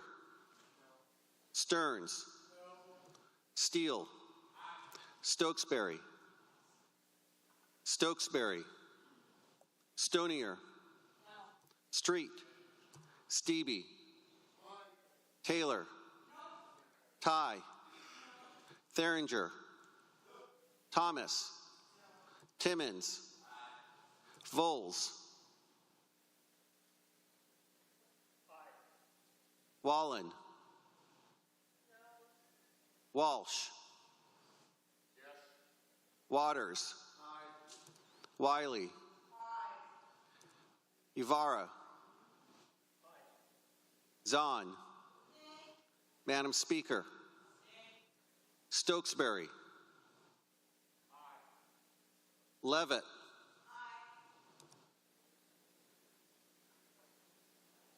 Would any member like to change their vote? The clerk will announce the total. Madam Speaker, there are 47 yeas, 49 nays, 2 excused. The amendment is not adopted.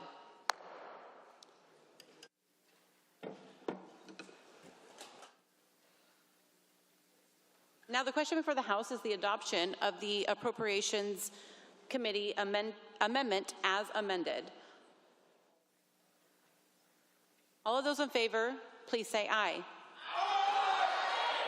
All of those opposed, please say no. The amendment is adopted. The committee amendment as amended is adopted.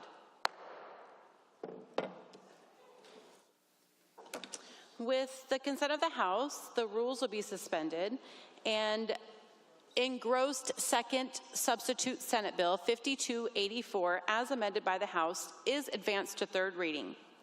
Hearing no objection, so ordered.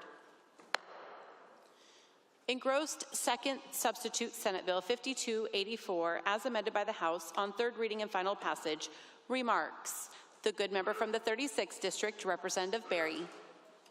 Thank you, Madam Speaker.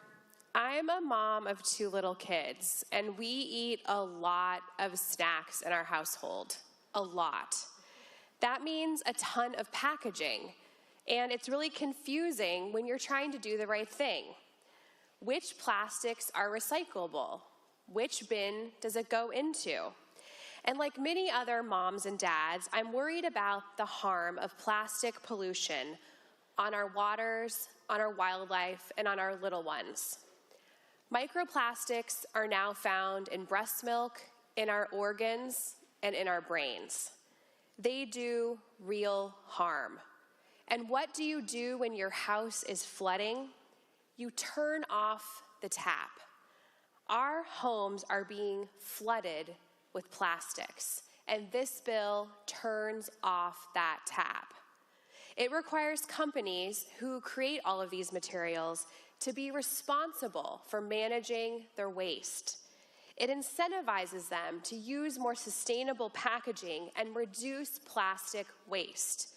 And it requires them to pay to expand curbside recycling to over 500,000 households in Washington, especially important to our rural communities and our multifamily households.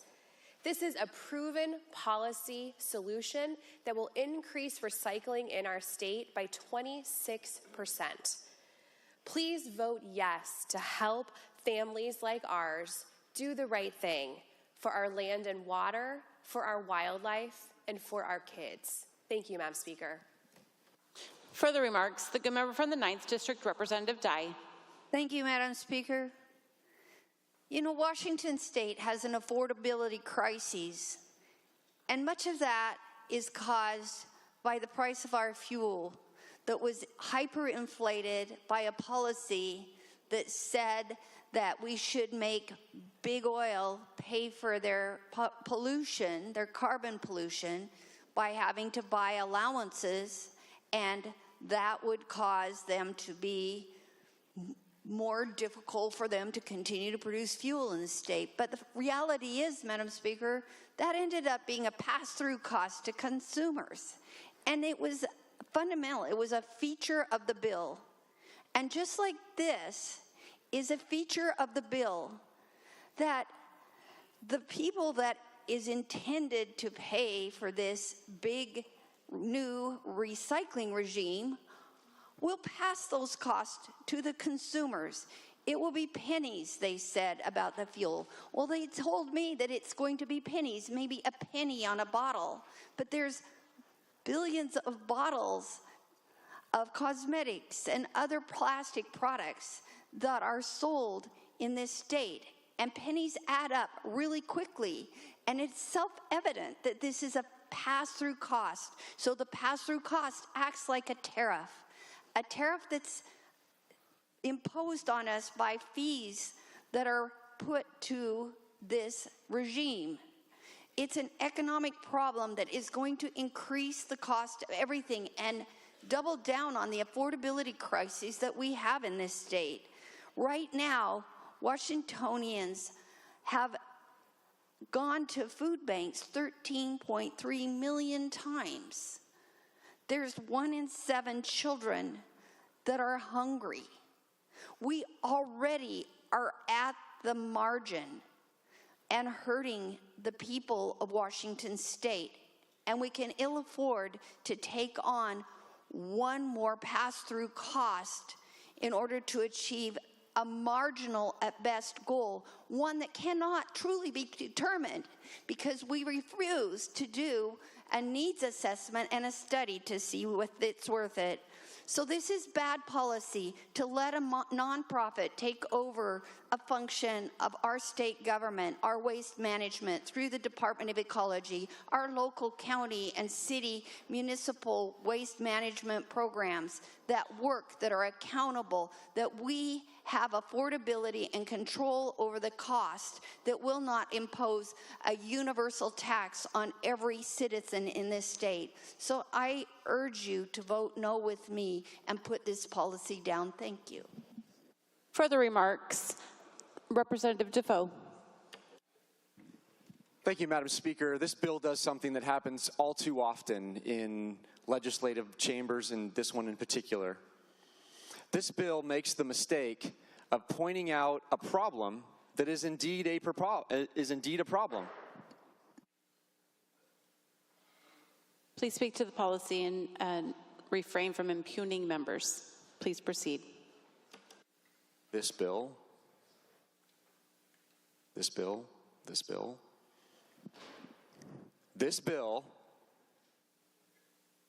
talks about a problem in the intent section of this bill that says that there's too much plastic. Responding to the good lady from the 36th, appropriate to do, debate in the Washington State Legislature, talked about a lot of plastic in our water, in our bodies.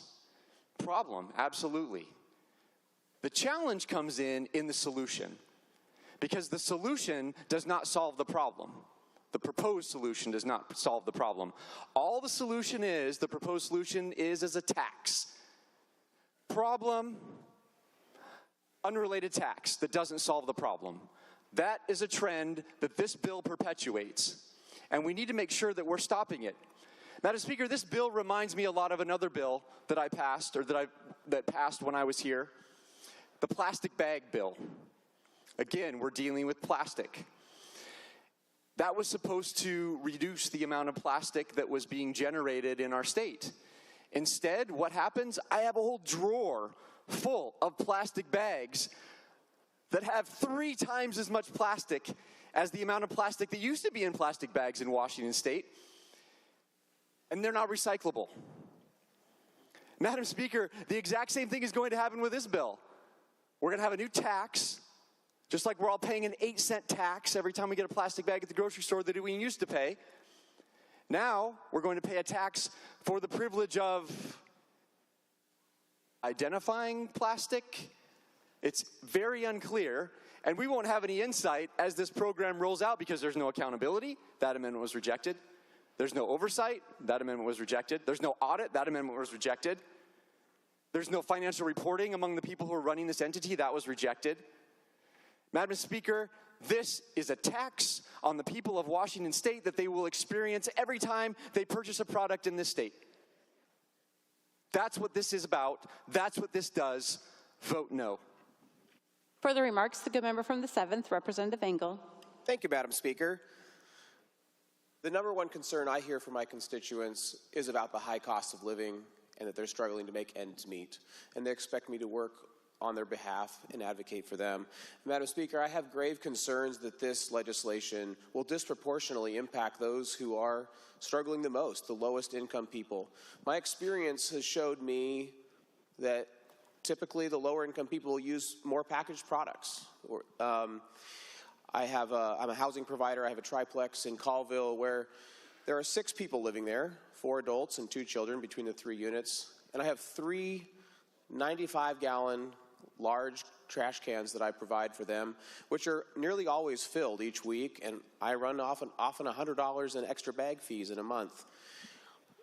And Madam Speaker, when I go into their homes to fix things and to collect rent, I will notice that they live in a way that they eat a lot of packaged foods and a lot of packaged products. And personally, I wish they wouldn't do that, but that's their choice. And they're struggling to get by, and that's not appropriate for me to tell them how to live their lives, but I do have concerns that this is going to impact them significantly. Me and my family of 6, 2 adults and 4 children, we go through significantly less trash, and it is trash is something that's concerning to me. I really try to reduce the amount we use.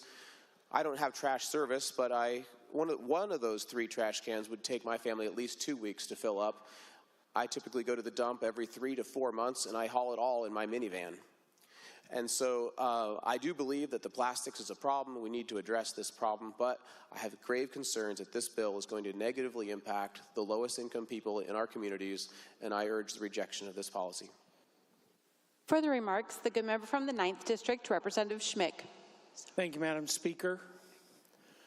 All costs are borne by the consumer, period. All costs will be paid by the consumer.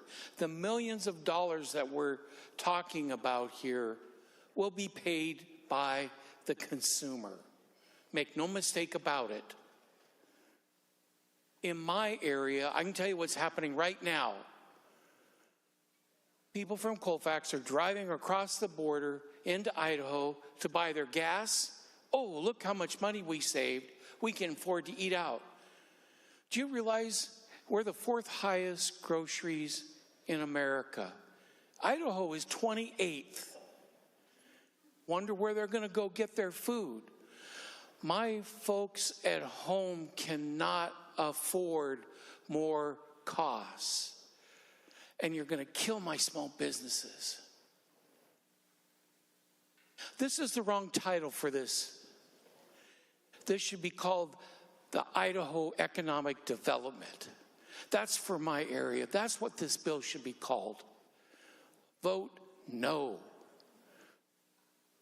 Further remarks, the good member from the 22nd, Representative Dolio. Thank you, Speaker Simmons. You know that for many years I've worked to protect our environment. And one thing is clear. The cost of pollution is almost never paid by the people who create it. Whether it's carbon emissions, toxic runoff, or in this case, packaging waste, the burden lands on our communities, our environment, and our future. This bill begins to correct that imbalance. It says if you profit from the creation of waste, you should be part of the solution, not part of the problem. Right now, Washingtonians, you and I, we're surrounded by plastics, packaging, most of which are challenging to avoid and confusing to recycle. And while companies rake in profits, it's cities, it's counties, and ratepayers who are stuck with the bill. We have cities who are stretched thin, landfills that are filling up and literally on fire, recyclables being burned or tossed in the trash, no transparency around that. And people who want to be doing the right thing, feeling defeated by a broken system. It's hard to recycle in this state. This bill creates a producer responsibility organization that works. It shifts costs off our cities and puts them where they belong. It sets real standards for recycling. It drives smarter packaging design, and it empowers consumers to make a difference. This is about environmental responsibility. It's about economic fairness. Because when we reduce waste, we take a real step toward a more sustainable circular economy, one that reflects people and our planet. Madam Speaker, we are long overdue for this change. We have the model, we have the will, and we have the responsibility to act for our children and for their children and for the 7 generations and beyond. Let's stop passing the cost of corporate waste onto Washingtonians. Let's stop passing the cost of corporate waste onto our environment. Let's lead. Join me in voting yes today, Madam Speaker. Further remarks, the good member from the 19th, Representative Walsh. This is a really bad bill, Madam Speaker. Please vote no.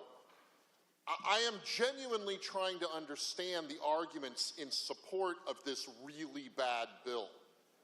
And near as I can understand it, people are confused and they need help to do the right thing, and they expect a monopolistic Leviathan political organization to clear up their confusion and help them do the right thing. That's not a compelling argument for me, Madam Speaker, and I hope it's not for you. Madam Speaker, here is what we know. The proposal will make a monopoly that is in charge of realigning the state's recycling plans and also encourage consumer products manufacturers to redesign their packaging and also do something about mitigating already existing waste streams. Madam Speaker, no one monopolistic NGO can do all of those things.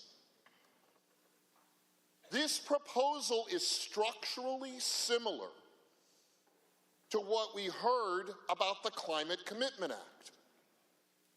And that proposal, that scheme is struggling to do what it promised. Likewise, Madam Speaker, this proposal seems unlikely to do all that it promises. Madam Speaker, if people are confused and if they need help to do the right thing, I suggest they look elsewhere than a government-created, monopolistic Leviathan organization. Maybe they need to go to church. Maybe they need to go to a community food bank. There are other things that confused people can do to do better by the people of this state. Madam Speaker, this is a bad idea. Please vote no. Further remarks? Seeing none, the question before the House is final passage of engrossed second substitute Senate Bill 5284, an oral roll call as amended by the House. An oral roll call vote has been requested. The clerk will call the roll. Abarno. Abel. Barkis. Barnard. Berg. Berquist. Birnbaum. Berry. Bernowski. Burnett. Caldier. Callan. Chase. Connors. Corey. Cortez. Couture. Davis. Dolio. Donahue. Dewar. Defoe. Dye. Engel. Entenmann. Eslick. Farvar. Fye. Fitzgibbon. Fossey. Goodman. Graham. Gregerson. Griffey. Hackney. Aye. Hill. Hunt. Jacobson. Keaton. Clicker. Kloba. Lavitt. Lavitt. Lekenoff. Lee. Lowe. Macri. Mangeris. Marshall. McClintock. McIntyre. Mena. Morgan. Nance. Obras. Orcutt. Ormsby. Ortiz Self. Parsley. Paul. Penner. Peterson. Peterson. Paulette. Rommel. Reed. Reeves. Reeves. Richards. Rude. Rule. Ryu. Saludin. Santos. Schmick. Schmidt. Scott. Shavers. Simmons. Springer. Stearns. Steele. Stokesbury. Stonier. Street. Steby. Ty. Theringer. Thomas. Timmons. Voles. Wallen. Walsh. Waters. Wiley. Ibarra. Zahn. Madam Speaker. Levitt.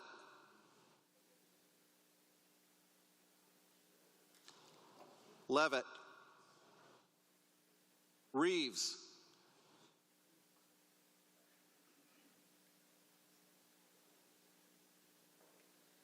Reeves.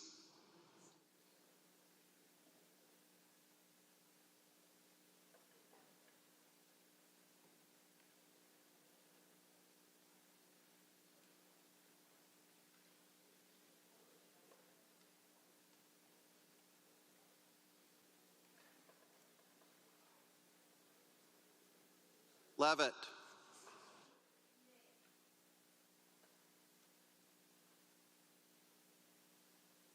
Reeves. Would any member like to change their vote? Russ votes aye. Would any other member like to change their vote?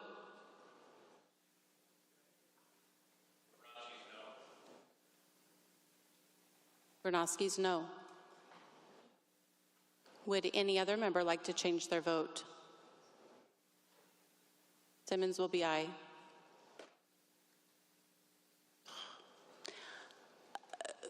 Would any member like to change their vote? Seeing none, the clerk will announce the total. Madam Speaker, there are 51 yeas, 45 nays, 2 excused. Having received a constitutional majority, engrossed second substitute Senate Bill 5284 is declared passed. As amended by the House, is declared passed. With the consent of the House will now adjourn until 10 a.m. Tuesday, April 15th, the 93rd legislative day. Hearing no objection, so ordered. The House is now adjourned until 10 a.m. Tuesday, April 15th.